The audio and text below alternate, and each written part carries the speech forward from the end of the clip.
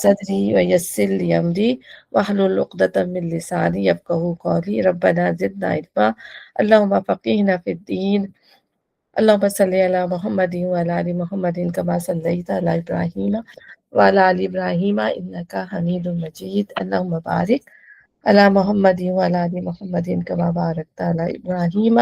وعلی آل ابراہیم انک حمید مجید۔ ہم آج پڑھیں گے آیت نمبر 30 سورہ نساء کی انشاءاللہ تعالی۔ ابھی یہ دو تین جو ہماری صورتیں ہیں نا، جیسے سورہ نساء ہے، سورہ مائدہ ہے، تھوڑی سی تفصیل ہے اس میں نا، تو اس کو تھوڑا سا ٹائم لگ جائے گا۔ اس کے بعد پھر انشاءاللہ ہم تیزی سے لے کے چلیں گے، ٹھیک ہے نا، کیونکہ ہم زیادہ تر کور کر لیں گے اس کے اندر، تو انشاءاللہ پھر ہم اس کو کوئک کریں گے انشاءاللہ تعالی۔ بسم اللہ الرحمن الرحیم۔ یا ایہا الذین آمنوا لا تأکلوا اموالکم بینکم بالباطل الا ان تکون تجارۃ عن تراض منکم ولا تقتلوا انفسکم ان اللہ کان بکم رحیما۔ اے لوگوں جو ایمان لائے ہو، آپس میں ایک دوسرے کے مال باطل طریقوں سے نہ کھاؤ، لین دین ہونا چاہیے آپس کی رضامندی سے، اور اپنے آپ کو قتل نہ کرو، یقین مانو کہ اللہ تمہارے اوپر مہربان ہے۔ تو آپس میں پہلے بھی ہم پیچھے پڑھ چکے ہیں، باطل طریقے سے مال کھانے کا مطلب یہ ہے کہ اللہ تعالیٰ ظاہر معاشرت کے طریقے سے کھا رہا ہے۔ پہلے اللہ تعالیٰ نے فرمایا کہ عورتوں کے حقوق دو، یتیموں کا مال نہ کھاؤ، ایک دوسرے کے ساتھ جو تم اللہ کا واسطہ دے کے بات کرتے ہو، رحم کا واسطہ دے کے بات کرتے ہو، ان کو توڑنے سے پرہیز کرو، ٹھیک ہے نا۔ اللہ تعالیٰ ہمیں معاشرے میں رہنے کے اصول بتا رہا ہے، پاکیزگی ہماری جو ہے پیوریفیکیشن کر رہے ہیں۔ تو اب اسی میں جو ہے مال سب سے زیادہ جو ہم دیکھتے ہیں، مال ہی کی وجہ سے جو ہے نا انسان کے اندر جو ہے یہ برائیاں پیدا ہوتی ہیں۔ باقی تو دوسری چیزیں دور کی بات ہے، لیکن پیدا کس چیز سے ہوتی ہیں؟ زیادہ تر جو فتنے پیدا ہوتے ہیں وہ مال کی وجہ سے ہوتے ہیں۔ تو یہاں پر اللہ تعالیٰ نے ہمیں جو طریقہ بتایا کہ مال کو کوئی بھی طریقہ جو مطلب وہ سارے حرام طریقے سے بچنا ہے، جس کے ذریعے سے انسان آج جو ہے وہ پیسے حاصل کرنے کی یا مال بنانے کی فکر کرتا ہے، اس میں وہ یہ نہیں دیکھتا کہ اس میں جو ہے کس کا نقصان ہو رہا ہے، کس کی جان جا رہی ہے، ان سب چیزوں کا خیال نہیں کرتا۔ اب یہ تمام باطل طریقوں سے مال جو ہے وہ کیا ہو سکتا ہے کہ ظاہر جو میں پہلے بتا چکی ہوں، چوری ہے، رشوت ہے، سود ہے، یتیم کا مال ہے، جوا ہے، فریب، دھوکہ، امانت میں خیانت کرنا، ٹھیک ہے، جادو کی کمائی ہے، رشوت ہے۔ تو یہ تمام چیزیں جو ہے، ان چیزوں کے اندر اگر انسان جو ہے یعنی باطل طریقے، حرام طریقے ہیں۔ چوری کرنا کوئی صحیح ہے، ٹھیک ہے نا، لیکن یہ کہ بعض دفعہ ایسا بھی ہوتا ہے کہ چوری بندہ جو ہے کرتا ہے، لیکن اس کی نیت نہیں ہوتی، کیونکہ ہم نے پڑھا نا کہ جو ہے جب انسان شراب پیتا ہے، چوری کرتا ہے، زنا کرتا ہے، اس وقت وہ ایمان اس کے دل سے نکل جاتا ہے، اس وقت ایمان نہیں ہوتا جب وہ یہ کام کر رہا ہوتا ہے۔ بعض دفعہ ایسا بھی ہوتا ہے کہ بعض دفعہ ایسے سے چوری کر لی تو کہتے ہیں نا چوری کا ہاتھ کاٹ دیا جائے جو چوری کرنے والے، لیکن اس پہ حد ہوتی ہے، یعنی یہ چیزیں حد والی ہیں، جیسے چوری کرنا ہے، زنا کرنا ہے، سود کھانا ہے۔ تو اس میں جو ہے بعض ہمیں انٹینشن دیکھنی پڑتی ہے۔ دیکھیں فرض کریں ایک شخص بہت بھوکا تھا، اسے کسی جگہ سے یا کسی فرض کریں کسی باغ سے جا کے کوئی چیز توڑ کے کھا لی، تو وہ چیز جو ہے جو مجبوری کی حالت میں، استدار کی حالت میں جو گناہ ہوتے ہیں نا، ان کو جو ہے پھر ایسا اس کو وہ نہیں سمجھنا چاہیے، اس کے لیے پھر ہاتھ کاٹنے کی سزا بھی نہیں ہے۔ تو وہ معاملہ پھر مقدمہ جو ہے پھر عدالت میں جاتا ہے، پھر وہ اس کے جو ہے نا وہ چیزیں دیکھتے ہیں۔ تو ہر چیز کو ہمیں اس طرح نہیں لے لینا چاہیے، استدار کی حالت بھی دیکھنی چاہیے۔ پھر اب اللہ تعالیٰ یہاں فرما رہا ہے کہ اپنے آپ کو قتل نہ کرو، یعنی گناہ نہ کرو۔ ان معاملات میں کیا ہوتا ہے، بندہ جو ہے یا تو اپنے نفس کے ساتھ خیانت کر رہا ہوتا ہے، یعنی اپنے نفس پہ ظلم کر رہا ہوتا ہے جب وہ دوسروں کے مال جو ہے وہ باطل طریقے سے کھا رہا ہوتا ہے، یا یہ کہ وہ دوسروں کے ساتھ جو ہے وہ ظلم کر رہا ہوتا ہے۔ میں نے یہ بتایا نا کہ اس میں نہ کسی کی جان کی، نہ کسی مال کی، نہ کسی کی حرمت کی کوئی پرواہ نہیں ہوتی، وہ زمین پہ پھر فساد پھیلانے کی کوشش کرتے ہیں۔ تو دونوں چیزیں ہیں۔ اور اپنے آپ کو قتل کرنے میں یہاں پہ جو ہے وہ خودکشی بھی آ جاتا ہے نا، کہ بعض دفعہ انسان جو ہے وہ مایوس ہو کے جو ہے خودکشی کے اس میں آ جاتا ہے۔ خودکشی اللہ کے نزدیک کتنی زیادہ بری ہے، اور کہا جاتا ہے کہ جس چیز سے اس کو ختم کیا ہوگا، مارا ہوگا، قیامت تک وہ اسی حالت میں جب اٹھایا جائے گا تو اسی حالت میں ہی اٹھایا جائے گا، ٹھیک ہے۔ تو یہاں پہ یہ بات کی جا رہی ہے۔ تو اپنے آپ کو جو ہے وہ قتل نہ کرو، کیونکہ خودکشی جو ہے وہ کبیرہ گناہ ہے، وہ قتل سے زیادہ کبیرہ گناہ ہے۔ اور یہ اللہ سے ناراضگی، یعنی بندہ اللہ سے ناراض ہوتا ہے تو خودکشی کرتا ہے، بندہ مایوس ہو جاتا ہے اور اس کو قیامت کے دن اسی چیز سے جو ہے وہ عذاب دیا جائے گا۔ ایک منٹ آگے۔ پھر لین دین ہونا چاہیے آپس کی رضامندی سے، یعنی معاملات اس طرح سے کرنا چاہیے کہ انسان جو ہے وہ آپس میں رضامندی کے ساتھ، کوئی تجارت ہو رہی ہے تو کوئی لین دین، جیسے ہم کوئی چیز خریدنے جاتے ہیں تو رضامندی کے ساتھ خریدتے ہیں نا، اور جو پارٹنرز بنتے ہیں وہ بھی رضامندی، لیکن اگر اس میں رضامندی نہیں ہے، دل کی رضامندی نہیں ہے، تو پھر وہ معاملات بھی اس طرح نہیں کرنا چاہیے۔ جیسے آپ دیکھیں سود لینے والا، سود دینے والا، رشوت کھانے والا، اس میں معاملات جو ہے وہ باہمی رضامندی سے نہیں ہوتے، زبردستی دینے پڑتے ہیں۔ جو رشوت بیچارہ دے رہا ہوتا ہے وہ بھی، کیونکہ آج کل پولیس والے یہ ہیں تو پکڑ لیا، اس کو چھوڑ ہی نہیں رہے، جیل میں ڈال دیا، تو اب ایک انسان مجبور ہو جاتا ہے کہ وہ جو غلط، جو جھوٹے الزام لگا کے ڈال دیا جائے، وہ پھر اس سے پیسے مانگتے ہیں، تو زبردستی یہ چیز باہمی لین دین نہیں ہے۔ ایسے لین دین میں ایک جو پارٹی ہوتی ہے وہ زبردستی جو اس کے ساتھ جو ہے وہ حق تلفی ہو رہی ہوتی ہے۔ سود کے اندر بھی یہی معاملہ ہوتا ہے کہ جو سود کھانے والا ہوتا ہے وہ دوسرے کو سود دے تو دیتا ہے اور پھر اس سے زیادہ کا منافع مانگتا ہے، تو اس میں دوسری پارٹی دینے کے لیے راضی نہیں ہوتی، لیکن مجبوری ہے کہ وہ مجبوری کے اوپر جو ہے وہ لے لیتا ہے۔ تو لیکن اللہ تعالیٰ کہہ رہے ہیں کہ یہ تمام معاملات جو ہیں وہ آپس کی رضامندی کے ساتھ ہوں گے تو صحیح ہے، نہیں تو پھر ایسے معاملات نہ کیا جائے۔ اور پھر اللہ تعالیٰ ہمیں کیوں بتا رہے ہیں، یقین مانو کہ اللہ تمہارے پر مہربان ہے، کیونکہ اللہ تعالیٰ نے جو ہے ہمیں آگ سے بچانا ہے اور ہمارا تزکیہ کرنا ہے، اس لیے ہمیں ان تمام چیزوں کی اللہ تعالیٰ بار بار ہدایت کرتے ہیں۔ یہ ایک دفعہ نہیں، اللہ نے کئی دفعہ ہمیں بار اس کی ہدایت کی کہ ہمیں ان چیزوں سے اپنے آپ کو جو ہے بچانا ہے۔ پھر جو شخص ظلم و زیادتی کے ساتھ ایسا کرے گا اس کو ہم ضرور آگ میں جھونکیں گے، اور یہ اللہ کے لیے کوئی مشکل کام نہیں ہے۔ یعنی اس میں جو ہے، ایک تو میں نے آپ کو بتایا نا چوری جو ہے وہ کسی نے بالکل ایسے ہی کر دی کہ اس کی انٹینشن نہیں تھی، ٹھیک ہے نا، لیکن یہ کہ جو ظلم و زیادتی کے ساتھ کرے گا، دوسروں کو تنگ کرنے کے لیے، دوسروں کو پریشان کرنے کے لیے، ان کی حق تلفی کرنے کے لیے، ایسے لوگوں کو اللہ تعالیٰ کہہ رہا ہے کہ پھر ان کے لیے آگے کی سزا ہے۔ جیسے یتیم کا مال کھا لیا جان بوجھی، جیسے ہم ڈیٹیل میں پڑھا کہ یتیم کا مال کھانے والا جو پیٹ پہ آگ بھرتا ہے، پھر اسی طرح سود کھانا، اس طرح رشوت کھانا، یہ تمام چیزیں جو ہیں انسان ظلم و زیادتی کے ساتھ کرتا ہے۔ پھر اللہ تعالیٰ کہے کہ اس کو ہم ضرور آگے جھکیں گے، اور یہ اللہ کے لیے کوئی مشکل کام نہیں۔ اگر تم ان بڑے بڑے گناہوں سے پرہیز کرتے رہو جن سے تمہیں منع کیا جا رہا ہے، تو تمہاری چھوٹی موٹی برائیوں کو ہم تمہارے حساب سے ساکت کر دیں گے، ٹھیک ہے نا۔ بڑے گناہ جو ہے ہم پڑھ چکے ہیں کہ بڑے گناہ کون کون سے ہوتے ہیں، مختلف طریقوں سے نبی صلی اللہ علیہ وسلم نے مختلف گناہ بتائے ہیں۔ کبائر جو گناہ ہے نا، ایک تو یہ کہ سب سے بڑا تو یہی ہے کہ انسان اللہ کے ساتھ جو ہے شرک کرے، پھر وہ جو ہے والدین کی جو ہے نافرمانی کرے، سود کھائے، زنا کرے، عملے قوم میں لوط ہے، یہ تمام جو ہے وہ بڑے بڑے گناہ ہیں۔ پھر جو ہے یتیم کا مال کھانا، پھر جو ہے وہ بہتان لگانا، جنگ سے بھاگ جانا، مختلف طریقوں سے رسول نے مختلف جگہوں پہ ہمیں وہ بتائے ہیں کہ یہ جو ہے بہت زیادہ سنفل جو ہے، جو انسان کو، یعنی جو کبیرہ گناہ وہ ہوتے ہیں جن پر حد آ جاتی ہے، جن پر حد آ جاتی ہے، جیسے زنا کا معاملہ، اس پہ حد آ جاتی ہے، عملے قوم لوط پہ حد آ جاتی ہے، ٹھیک ہے نا، تو اس طرح شراب پینے پہ حد آ جاتی ہے، تو ایسے معاملات جس پہ حد لگا دی جائے تو وہ کبیرہ گناہ ہوتے ہیں۔ اور ٹھیک ہے، جس پہ حد نہیں لگائی جائے گی، یا وہ ایسے گناہ جس پہ اللہ تعالیٰ کی سخت جہنم کی وعید آئی ہے، ٹھیک ہے، اللہ تعالیٰ سخت غصہ ہوئے ہیں، اس طرح کے گناہوں پہ بھی اللہ تعالیٰ جو ہے، یا پھر اس سے ایمان کی نفی کی جاتی ہے۔ جیسے میں نے آپ کو بتایا کہ چوری کرنے والا، شراب پینے والا، زنا کرنے والا، اس وقت جو ہے ان کے دل میں ایمان نہیں ہوتا، تو ایمان کی ان کی نفی کی جا رہی ہوتی ہے۔ تو یا پھر ان پر جو ہے وہ لعنت کی جاتی ہے، جیسے قتل کرنے والے کے اوپر جو اللہ تعالیٰ کی لعنت ہے، جو جان بوجھ کر کسی جان کو قتل کرتا ہے، ان پہ لعنت کی جاتی ہے۔ تو یہ 3 یا 4 چیزیں ایسی ہیں جس کی وجہ سے وہ بڑے گناہ بن جاتے ہیں، اور جب اگر ان کی دنیا میں معافی نہیں مانگی جائے گی تو آخرت میں جو ہے پھر وہ جہنم میں جائے گا،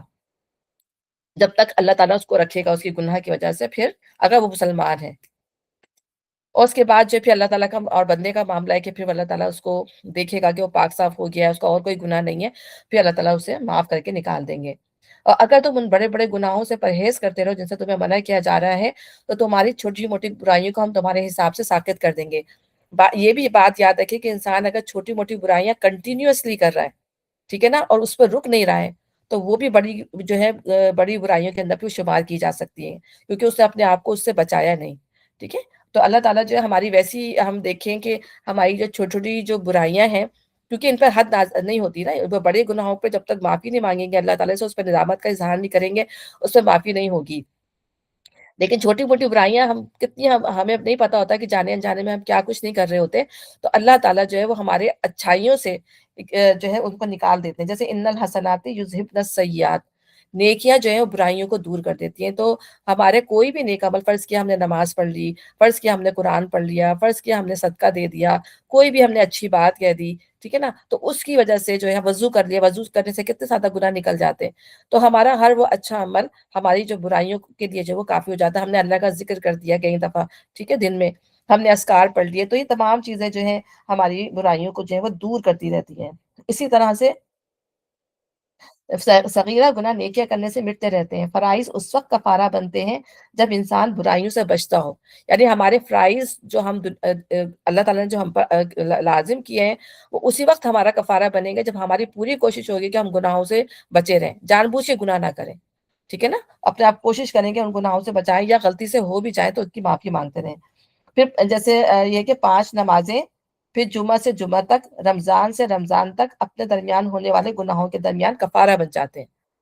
ٹھیک ہے نا، جمعے سے جمعے کے درمیان جو گناہ کیے ہوں گے تو ایک جمعہ پڑا دوسرے جمعے تک وہ کفارہ بن جائیں گے، پھر رمضان سے دوسرے رمضان تک کے لیے برائیاں جو ہمارے گناہ ہیں وہ ہمارے لیے کفارہ بن جائیں گے، پھر کہتے ہیں کہ 6 جو شوال کے روزے رکھتے ہیں وہ پورے سال کے روزے ہو جاتے ہیں، کس طرح اللہ تعالیٰ نے ہمارے لیے انتظام کیا ہے کہ ہماری برائیوں کو ہم سے دور کرتا رہے اور تم کو عزت کی جگہ میں داخل کریں گے، اگر ہم اس طریقے سے عمل کریں گے تو اللہ تعالیٰ ہمیں انشاءاللہ تعالیٰ عزت والی جگہ کا مطلب یہ ہے کہ جنت میں داخل کریں گے۔ پھر اللہ تعالیٰ آگے فرما رہے ہیں کہ جو کچھ اللہ نے تم میں سے کسی کو دوسرے کے مقابلے میں زیادہ دیا ہے اس کی تمنا نہ کرو، جو کچھ مردوں نے کمایا اس کے مطابق ان کا حصہ ہے، اور جو کچھ عورتوں نے کمایا ہے ان کے مطابق ان کا حصہ ہے، ہاں اللہ سے اس کے فضل کی دعا ضرور مانگتے رہو، یقیناً اللہ تعالیٰ ہر چیز کا علم رکھتا ہے۔ یعنی اللہ تعالیٰ نے فرمایا نا کہ نبی صلی اللہ علیہ وسلم نے فرمایا کہ 2 لوگ قابل رشک جن پہ رشک کیا جا سکتا ہے، ایک وہ جو قرآن پڑھتا ہے دن رات قرآن کو میں مشغول رہتا ہے، پڑھنے پڑھانے میں، سیکھنے سکھانے میں، اور کیا کہتے ہیں، اور دوسرا شخص جب اس کو دیکھتا ہے اور تو وہ کہتا ہے کہ کاش مجھے بھی ایسا علم دیا جائے اور میں بھی اس کو اسی طرح سے اپنے آپ وقف کر دوں، اور دوسرا جس کے پاس اللہ نے اس کو مال دیا ہو، اس کو اللہ کے کے سربلندی کے لیے وہ خرچ کر رہا ہو، تو دوسرا شخص دیکھ کر کہے کہ کاش مجھے بھی مال دیا جاتا اور میں اس کو اللہ کی راہ میں اس طرح خرچ کرتا۔ تو اس طرح سے ہم جو ہے رشک کر سکتے ہیں، لیکن ویسے انسان حسد کرنا کہ کسی کو دیکھ کے کہ اللہ نے اس کو اتنا دے دیا مجھے تو دیا نہیں، اللہ تعالیٰ اس کا مال غلط کرے، اس کو ختم کرے، اس کے پاس اتنی اولاد کیوں ہو گئی، اس کے پاس اتنا بڑا گھر کیوں آ گیا، تو یہ چیزیں اللہ تعالیٰ نے جو ہے وہ اس سے خاص طور پہ، کیونکہ یہ تمام احکام ایسے ہیں جو اللہ نے ہمیں ٹوٹلی ان سے منع فرما دیا، یہ کام کرنا ہی نہیں، اور اگر آئیں بھی یہ چیزیں تو ان کو اپنے سے دور کرنا، ان سے بھگانا ہے، استغفار پڑھنا ہے، ٹھیک ہے نا، پھر اللہ تعالیٰ فرما رہا ہے کہ جو کچھ مردوں نے کمایا اس کے مطابق ان کا حصہ ہے، اور جو کچھ عورتوں نے کمایا اس کے مطابق عورتوں کا حصہ ہے، یعنی یہاں پہ جیسے اللہ نے پہلے کہا نا کہ مرد عورتوں پہ قوام ہے، ٹھیک ہے، تو دنیا کے اندر تو اللہ تعالیٰ نے قوام کیا ہے، لیکن آخرت کے لحاظ سے انسان جو بھی عمل کرے گا آخرت کے لیے اس میں مرد اور عورت جو ہے وہ دونوں کا حصہ جو ہے وہ برابر ہے، ہاں، لیکن اللہ تعالیٰ کہہ رہے ہیں کہ اللہ سے اس کی فضل کی دعا مانگتے رہو، اگر کسی کو دیکھا بھی آپ نے کہ کسی کو اللہ نے زیادہ نواز دیا تو اللہ تعالیٰ سے اس کا فضل مانگو کہ اللہ تعالیٰ مجھے بھی دے اور میں بھی اسی طرح کروں اور میں کسی کا محتاج نہ ہوں، میں بھی دینے والا، میرا ہاتھ جو وہ دینے والا ہو، لینے والا نہ ہو۔ پھر نبی صلی اللہ علیہ وسلم نے دوسروں کی نعمت پر حسرت نہیں کرنا چاہیے کہ دوسرے کی نعمت کے زوال کی دعا کرے، رسول اللہ صلی اللہ علیہ وسلم نے فرمایا کہ ایک صحابی سے یا صحابیوں سے فرمایا کہ فارس اور روم کو فتح کر لیا جائے گا تو تم کیسی قوم ہوگے، تو اس وقت صحابہ نے فرمایا کہ ایسے ہی جیسے اب ہے، تو آپ صلی اللہ علیہ وسلم نے فرمایا اس کے برعکس تم ایک دوسرے سے مقابلے کرو گے،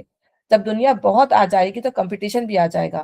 پھر تم ایک دوسرے سے حسد کرو گے، ایک دوسرے کو اوائڈ کرو گے اور بغض کرو گے۔ بغض کرنے کا معاملہ کیا ہے کہ بول چال اور دل میں نفرت، جب انسان اپنے بہن بھائیوں میں بھی یہ چیز آ جاتی ہے کہ ایک بہن بھائی کے پاس بہت ہو اور دوسرے کے پاس نہ ہو، تو اس کے دل میں جو ہے وہ کیا آتی ہے، نفرت اور عداوت آنے لگتی ہے کہ ان کو اتنا مل گیا اور ہمیں تو کچھ بھی نہیں ملا، ٹھیک ہے نا، تو بہن بھائیوں کے اندر یہ چیز آ جاتی ہے، تو دنیا ایسی چیز ہے۔ تو جو بھی نیک عمل کرے خواہ مرد ہو یا عورت، بشرطے کہ وہ مومن ہو، تو ہمیں سب اللہ تعالیٰ نے قرآن میں فرمایا یہ کہ جو بھی نیک عمل کرے خواہ عورت ہو یا مرد، بشرطے کہ وہ مومن ہو، تو ہم اسے پاکیزہ زندگی بسر کرائیں گے اور آخرت میں ان کے بہترین اعمال کے مطابق ان کو بہترین اجر دیا جائے گا۔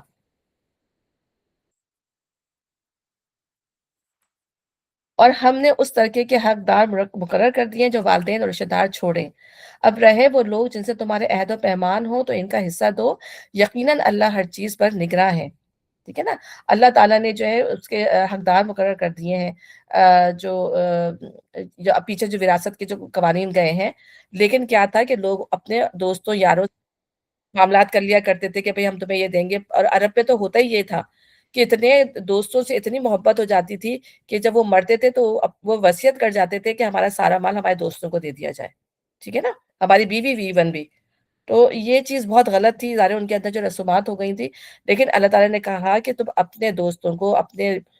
جو بھی تمہارے عزیز ہیں ان کو نہ چھوڑو، تو جو وصیت کا جو حصہ ہے جو وہ کر سکتا ہے اس میں سے اپنے دوستوں یاروں کو بھی تم دے سکتے ہو، لیکن جو حصے اللہ نے مقرر کر دیے ہیں وہ اسی طرح سے دیے جائیں گے۔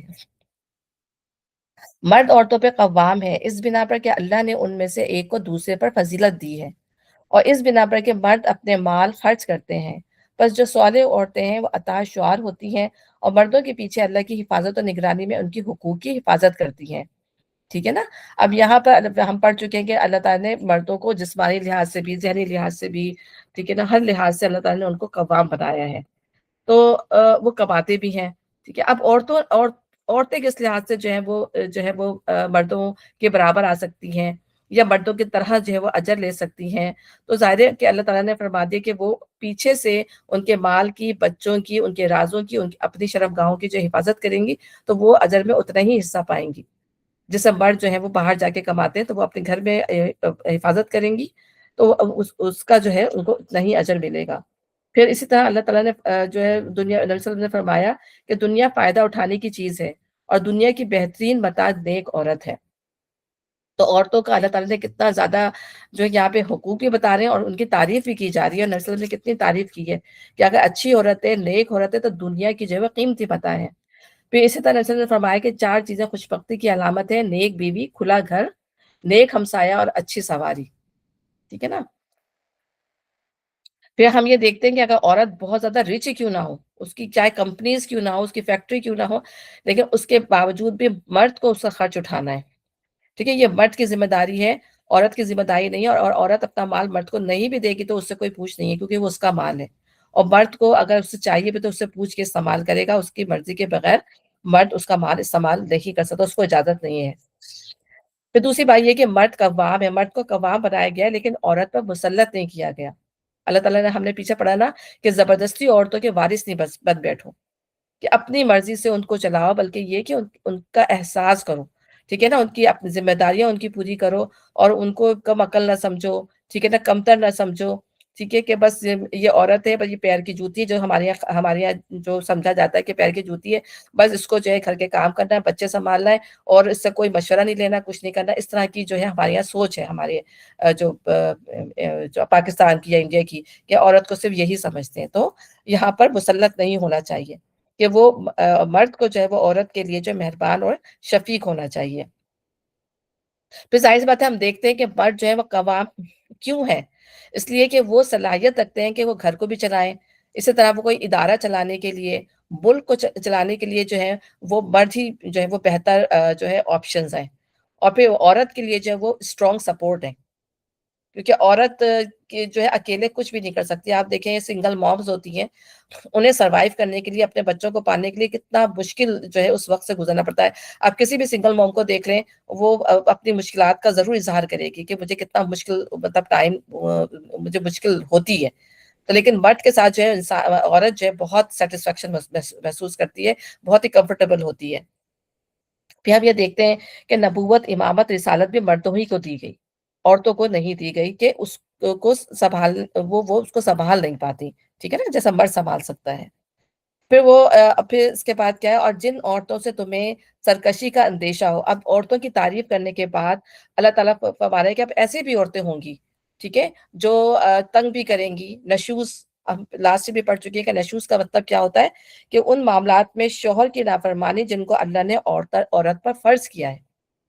کہ اپنے مرد کی جو ہے وہ اس کو سنے گی، اس کی بات سنے گی جائز باتوں میں، ٹھیک ہے نا، اور جو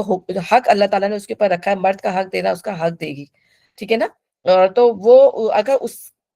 اس سے جو وہ کرتی ہے، نکل جاتی ہے، تو وہ یہ نشوز کے معاملے میں آتا ہے۔ پھر نشوز کے معاملے میں یہ تو ایک نشوز ہو گیا، اس کے معاملے میں پھر یہ بھی آتا ہے کہ شوہر کو طعنے دینا،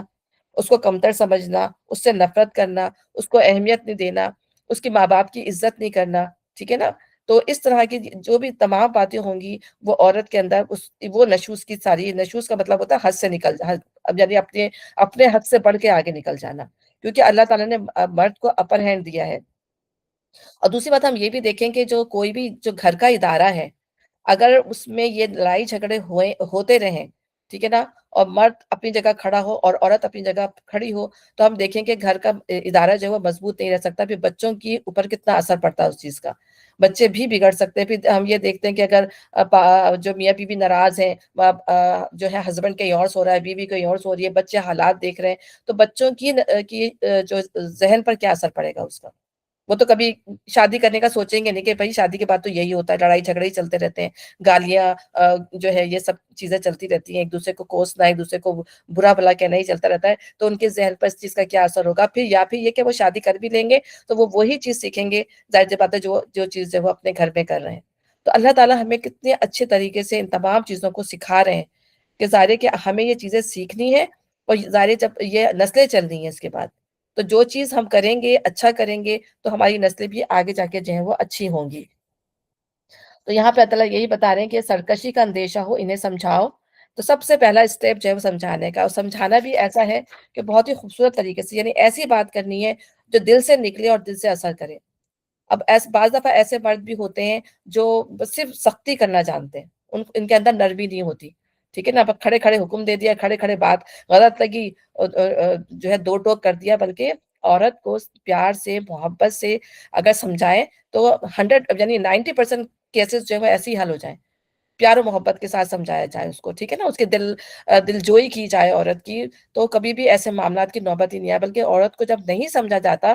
اس کو ہرٹ کیا جاتا ہے، تب عورت جو ہے بعض دفعہ ایسے معاملات پر نوبت آ جاتی ہے۔ بہت کم ہوں گی عورتیں جو بدتمیزی کی لیول پہ چلی جاتی ہیں، لیکن زیادہ تر معاملات جو ہے وہ مرد اگر عورت کی نہ سن رہے ہو تو حالات بگڑ سکتے ہیں۔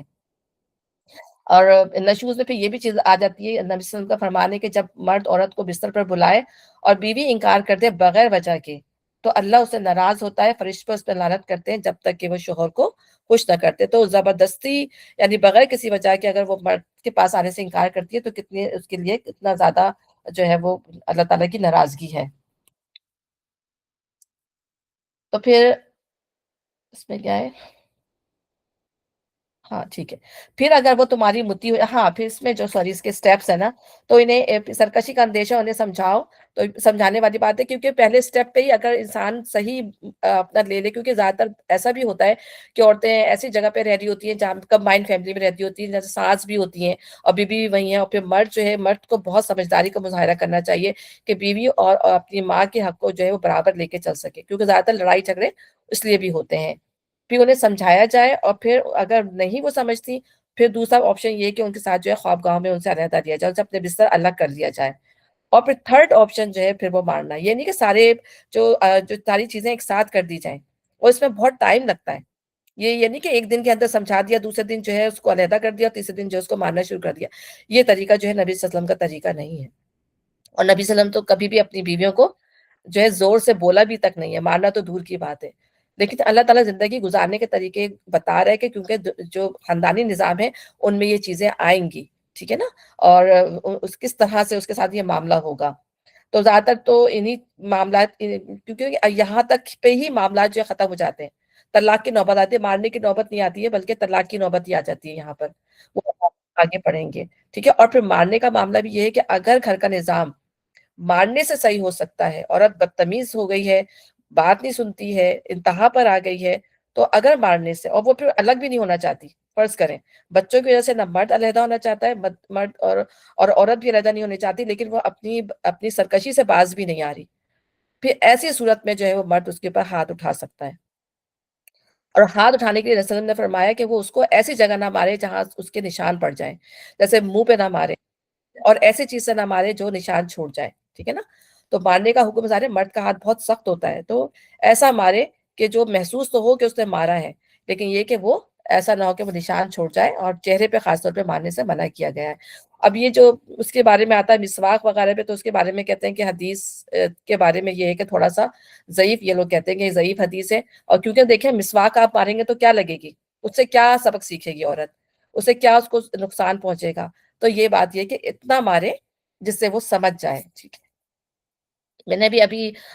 پاکستان میں بھی میں نے کچھ کیسے ایسے دیکھے ہیں کہ عورت کو واقعی اتنی زیادہ جو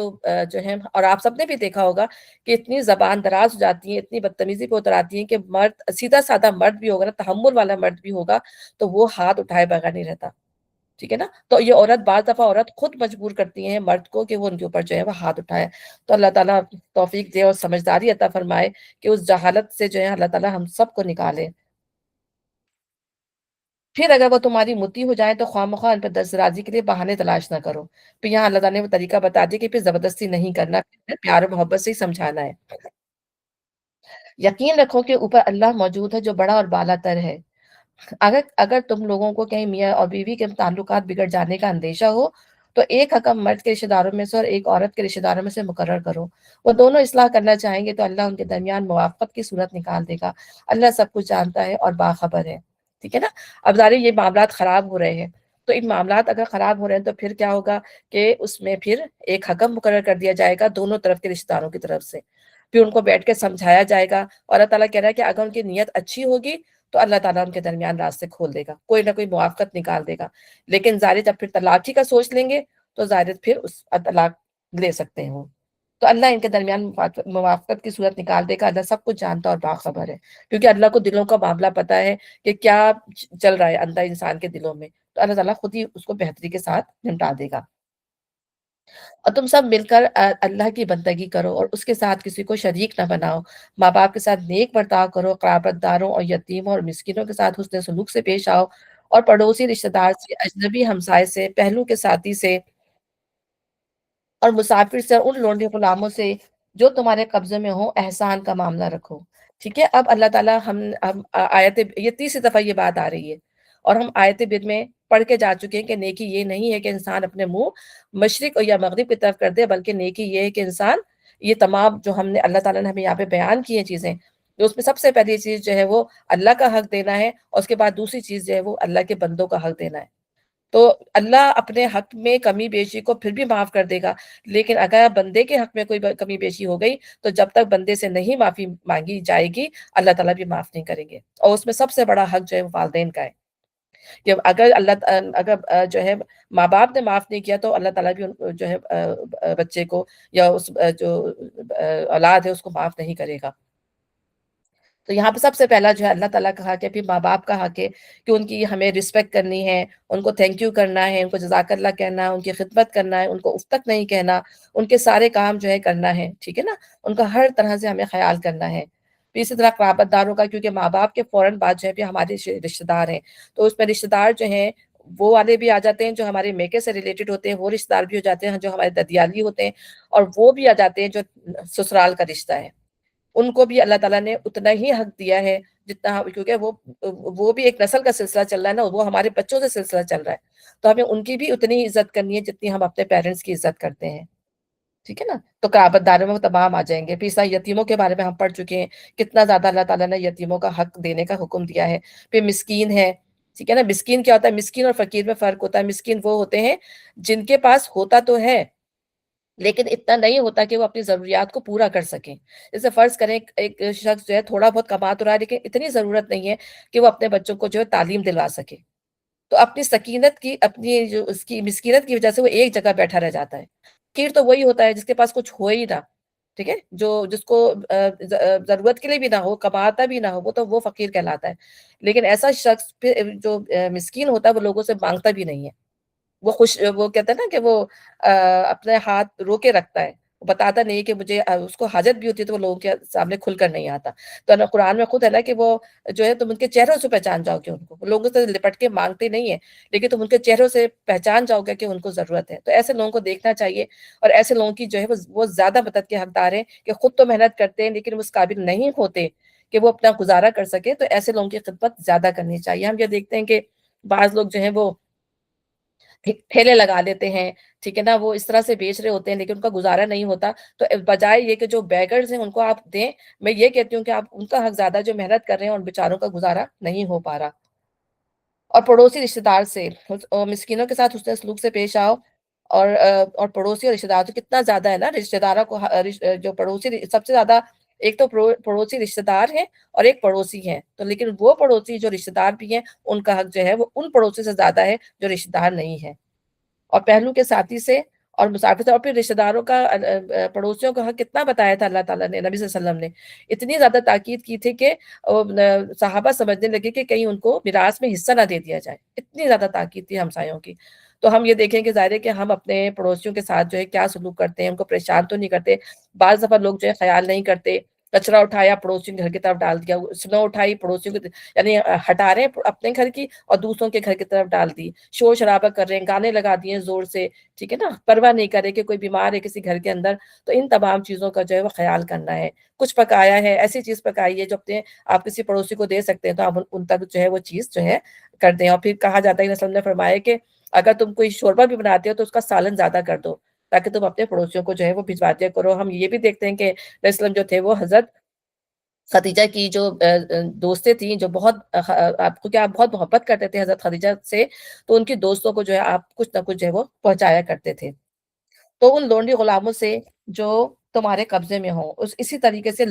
جو غلام ہیں ان کے ساتھ بھی جو ہے بہت اچھا سلوک کرنا ہے۔ ہم یہ دیکھتے ہیں کہ ہمارے گھروں میں جو یہ سرونٹ ہوتے ہیں، جو خدمت کرتے ہیں، جو ہمارے گھروں میں کام کرتے ہیں، تو سب سے زیادہ جو ہم اپنا رویہ ہمیں اسی وقت نظر آئے گا کہ اس میں ہمارا رویہ تحقیر کا ہے یا عزت کا ہے۔ کیونکہ اللہ تعالیٰ نے خود کہا نا کہ اللہ تعالیٰ نے تو یہ رشتے تو ہم نے خود بنا دیے نا، کہ کسی کو کوئی لونڈی بن گیا، کوئی غلام بن گیا، کوئی کمتر بن گیا، لیکن اللہ تعالیٰ کہہ رہے ہیں کہ تم ایک ہی گروہ کے لوگ ہو، یعنی تم سارے کے سارے۔ یہاں بتانے کا مقصد کیا ہے؟ شروع میں جب اس سورہ شروع ہوئی ہے تو اللہ تعالیٰ نے کیا بتایا کہ تم جو ہو ایک ہی آدم کی اولاد ہو، تمہاری ماں، تمہارے جو باپ جو ہے وہ آدم ہے اور حوا تمہاری ماں ہے۔ تو عورت کی تحقیر بھی نہیں ہوگی کیونکہ وہ ہماری ماں ہے، عورت کا بھی وہی درجہ ہے، اور نہ مرد کی بھی تحقیر نہیں ہوگی۔ تو لونڈی غلام یا جو بھی سرونٹ ہیں ان کے ساتھ کیا معاملہ کرنا، اگر وہ گھر میں کام کرنے بھی آتے ہیں تو ان کے ساتھ بدتمیزی نہیں کرنی، ان کے ساتھ زیادتی نہیں کرنی۔ اور نبی صلی اللہ علیہ وسلم نے فرمایا کہ غلاموں کو دن میں 70 دفعہ معاف کرو، ٹھیک ہے نا؟ تو 70 مطلب کا یہ مطلب نہیں کہ 70 دفعہ گن کے ہی معاف کیا جائے گا، یعنی جب بھی ان سے غلطی ہو جائے ان کو جو ہے ان کو معافی مطلب ان کو معاف کر دو، ٹھیک ہے نا؟ اور ان سے بدلہ نہ لو یا ان کو مارو نہیں۔ آج ہم دیکھیں ہمیں کتنی خبریں ملتی ہیں کہ جو ہے اس بچی سے، یا چھوٹی چھوٹی بچیاں تو کام کرنے کے لیے گھروں میں رکھ لی جاتی ہیں، چھوٹے چھوٹے ہاتھ ہوتے ہیں، نہیں سنبھالی گئی کوئی چیز ٹوٹ گئی تو جو خاتون خانہ ہوتی ہیں وہ پیٹ ڈالتی ہیں بچوں کو۔ ایسے ایسے واقعات جو ہے کبھی ٹی وی پہ سننے کو خبریں ملتی ہیں کہ اتنا مارا کہ بچی کا پسلی توڑ دی، اس کا پاؤں توڑ دیا، یا اس کا اس طرح اس کو جو ہے وہ تکلیف پہنچا دی۔ تو یہ کیا، یہ غرور، یہ تکبر انسان کے اندر، کہ انسان یہ سوچتا ہے نہیں کہ یہ چیز، یہ میرے رب نے مجھے اتنا بڑا مرتبہ دے دیا تو مجھے دوسروں کے ساتھ بھی جو ہے جو اچھا سلوک کرنا چاہیے، کل مجھ سے یہ چھینا بھی جا سکتا ہے۔ تو انسان یہ نہیں سوچتا اور یہی سمجھ کے جو ہے فرعون بن کے جو ہے اپنے اپنی کیٹیگری میں ہر شخص جو ہے اگر وہ تکبر کر رہا ہے تو وہ فرعون بن جاتا ہے، اور اس کو پھر پرواہ ہی نہیں ہوتی لوگوں کی کہ میں کیا سلوک کر رہا ہوں، آنکھوں پہ پٹی بن جاتی ہے انسان کے نا۔ تو اللہ تعالیٰ خود فرما رہے ہیں کہ غرور جو ہے وہ اللہ کی چادر ہے، اور جو اس کو کھینچنے کی کوشش کرتا ہے تو اللہ تعالیٰ اس پر غضبناک ہوتے ہیں۔ تو تکبر ذرہ برابر بھی دل میں ہوگا تو انسان جو ہے وہ جنت کی خوشبو بھی نہیں جو اس کو ملے گی۔ پھر ہم یہ دیکھتے ہیں کہ صلح رحمی کا نتیجہ جو ہے وہ انسان کو دنیا میں مل جاتا ہے، کہ جب انسان صلح رحمی کرتا ہے، لوگوں کے ساتھ معاملات اچھا کرتا ہے، قطع رحمی سے اپنے آپ کو بچاتا ہے، تو اس کا نتیجہ اللہ تعالیٰ اس کو بہت دیتا ہے۔ اس کی اولاد بھی اچھی ہوگی، اس کے پاس مال و دولت بھی ہوگا، اس کی شہرت بھی اچھی ہوگی، اس کو عزت بھی ملے گی۔ تو اس کے اثرات جو ہے دنیا میں بھی نظر آتے ہیں جب انسان اچھے طریقے سے جو ہے احسان خدا ترسی کا جو رویہ وہ اختیار کرتا ہے۔ اور اللہ تعالیٰ اور نبی صلی اللہ علیہ وسلم فرماتے ہیں کہ دوسروں کا خیال نہیں رکھتا وہ بدترین انسان ہے۔ پھر اللہ تعالیٰ فرما رہے ہیں کہ احسان کا معاملہ کرو۔ تو احسان کا معاملہ کیا ہے کہ کسی کے اندر برائی دیکھو تو بھی خیر کا معاملہ کرو، ٹھیک ہے نا؟ ہمارے اندر کیا ہے کہ ہم جو ہے کسی کے اندر برائی دیکھتے ہیں تو ہمارے اندر برائی بڑھتی چلی جاتی ہے، یعنی یہ نہیں کہ ہم اس برائی کو اپنے اندر سے نکالنے کی کوشش کریں، ہم بلکہ چیزیں، یہ بدگمانیاں یا غلط گمانیاں جو ہے ہمارے اندر آتی چلی جاتی ہیں۔ پھر یا پھر یہ نہ سوچیں کہ اس نے میرے ساتھ بہت برا کیا تو میں نے بھی اس کے ساتھ جو ہے بہت برا سلوک کرنا ہے، ٹھیک ہے نا، مجھے بھی اس سے بات نہیں کرنی ہے، مجھے بھی اس کے ساتھ جو ہے کوئی تعلق نہیں رکھنا ہے۔ تو اللہ تعالیٰ ہمیں کیا سکھا رہے ہیں؟ ہمیں جو ہے وہ درگزر سے کام لینا ہے، ٹھیک ہے نا، ہمارے اندر یہ چیزیں آتی ہیں، بدگمانیاں بھی آتی ہیں، برائیاں بھی آتی ہیں، لیکن ان چیزوں کو بار بار نکال کر پھینکنا ہے، اپنے دل کو صاف کرنا ہے، کیونکہ ہم انسان فطرت اللہ ہم پیچھے پڑ کے گئے نا کہ انسان جو ہے کمزور پیدا کیا گیا ہے، اور یہ چیزیں آئیں گی، برائیاں آئیں گی، لیکن اللہ تعالیٰ یہ قرآن جو ہے ہمارے لیے ریمائنڈر ہے، ہمیں اس کو بار بار اپنے اندر سے ان بدگمانیوں کو، غلط چیزوں کو جو ہے اپنے اندر سے نکالنا ہے، اور اپنا محاسبہ کرنا ہے، اپنے نفس کو پاک اور صاف کرنا ہے۔ تو اللہ تعالیٰ اسی کو جو ہے وہ احسان کہتا ہے۔ اللہ تعالیٰ فرما رہا ہے، یقین جانو اللہ کسی ایسے شخص کو پسند نہیں کرتا جو اپنے پندار میں مغرور ہو اور اپنی بڑائی پر فخر کرے، اور ایسے لوگ بھی اللہ کو پسند نہیں ہے جو کنجوسی کرتے ہیں اور دوسروں کو بھی کنجوسی کی ہدایت کرتے ہیں، اور جو کچھ اللہ نے اپنے فضل سے انہیں دیا اسے چھپاتے ہیں۔ یعنی بدترین انسان جو ہے، نبی صلی اللہ علیہ وسلم نے فرمایا کہ بے صبرا اور بخیل ہے، اور بخل مال سے ہم یہ دیکھتے ہیں کہ مال کے سے ہی بخل زیادہ ہوتا ہے، کہ انسان کے پاس جتنا زیادہ مال آتا ہے اتنا زیادہ اس کے اندر بخیلی پیدا ہو جاتی ہے، اس کو جمع کرنے کی یا اس کو چھپانے کی، اس کو جو ہے نہ خرچ کرنے کی اس کے اندر جو ہے وہ عادت ہو جاتی ہے۔ تو بخل مال سے ریلیٹڈ زیادہ ہوتا ہے، اور زیادہ تر کیا ہوتا ہے کہ وہ پھر لوگوں کے حقوق پورے کرنے سے، جب مال آتا ہے تو انسان کرتا ہے کہ دوسروں کے حقوق بھی پورے نہیں کرتا، ایون کہ اپنے بچوں کے حقوق بھی جو ہے وہ پورے نہیں کر رہا ہوتا، ٹھیک ہے نا۔ تو اور پھر قولی بخیلی کیا ہے کہ کسی کو سلام نہ کرنا، ٹھیک ہے نا، اور پھر یہ بھی بتایا کہ نبی پہ جو کنجوسی کرتا ہے درود بھیجنے میں، کہ درود نہیں بھیج رہا، وہ بھی جو ہے بخیلی ہے کہ نبی صلی اللہ علیہ وسلم پر درود بھیجنا چاہیے، ٹھیک ہے نا، اور کیونکہ ظاہر ہے نبی صلی اللہ علیہ وسلم کا ہی احسان ہے کہ اللہ تعالیٰ نے ان کا رحمت للعالمین بنا کے بھیجا، اور ہماری جو ہے گائیڈنس کے لیے وہ آئے، اور آج ورنہ ہم آج مسلمان نہیں ہوتے۔ تو سب سے زیادہ جو ہے ہمیں جو ہے ان کا درود و سلام ان پر بھیجنا چاہیے۔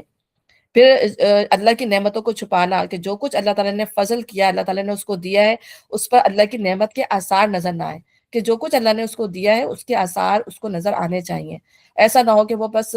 پھٹے پرانے کپڑے پہن کے پھرتا رہے، فقیرانہ لباس پہن لے، فقیرانہ گاڑی رکھ لی، ٹھیک ہے نا، ٹوٹا پھوٹا گھر میں رہ رہے ہیں، ایک کرسی ایک وہ رکھ دی۔ اللہ تعالیٰ نے اگر دیا ہے، دنیا اللہ نے دی ہے، تو دنیا کو دنیا کے لحاظ سے انسان استعمال کرے گا۔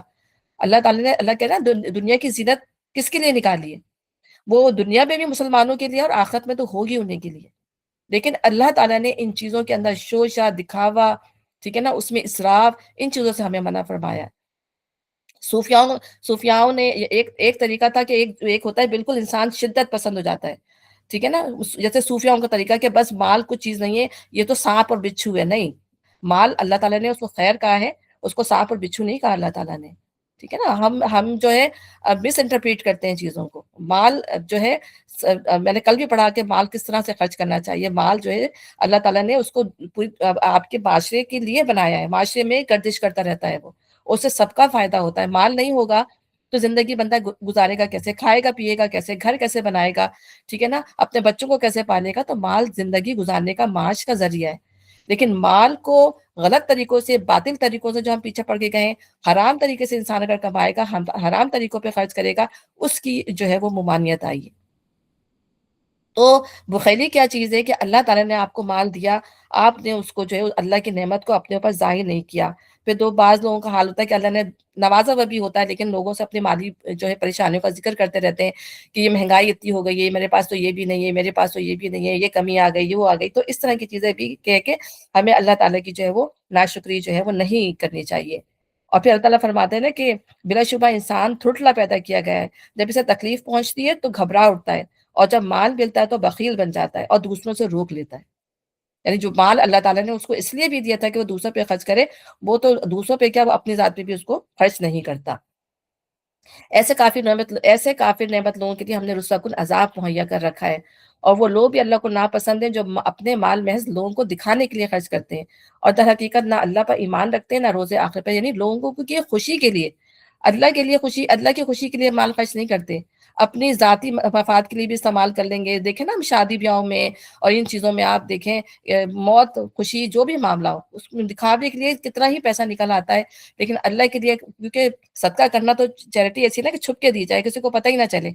تو وہ انسان کو ظاہر وہ اس لیے مشکل لگ رہی ہوتی ہے کہ اس میں کوئی شہرت ہی نہیں ہوتی، اس میں کوئی شوشہ نہیں ہوتا،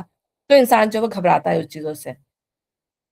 اور یہ کیوں ہوتا ہے؟ اس لیے ہوتا ہے کہ جب انسان غفلت کا شکار ہوتا ہے، پھر شیطان اس کے اوپر جو غالب آتا ہے، پھر اس کو جو ہے وہ انسان جو ہے کہتے ہیں نا کہ بے حیائی اور فحاشی کا حکم دیتا ہے، اور وہ تم سے وہ کام کرواتا ہے جو جس کا اللہ تعالیٰ نے حکم نہیں دیا، اور اللہ تعالیٰ جو ہے تمہیں اپنی رحمت اور مغفرت کا وعدہ دیتا ہے۔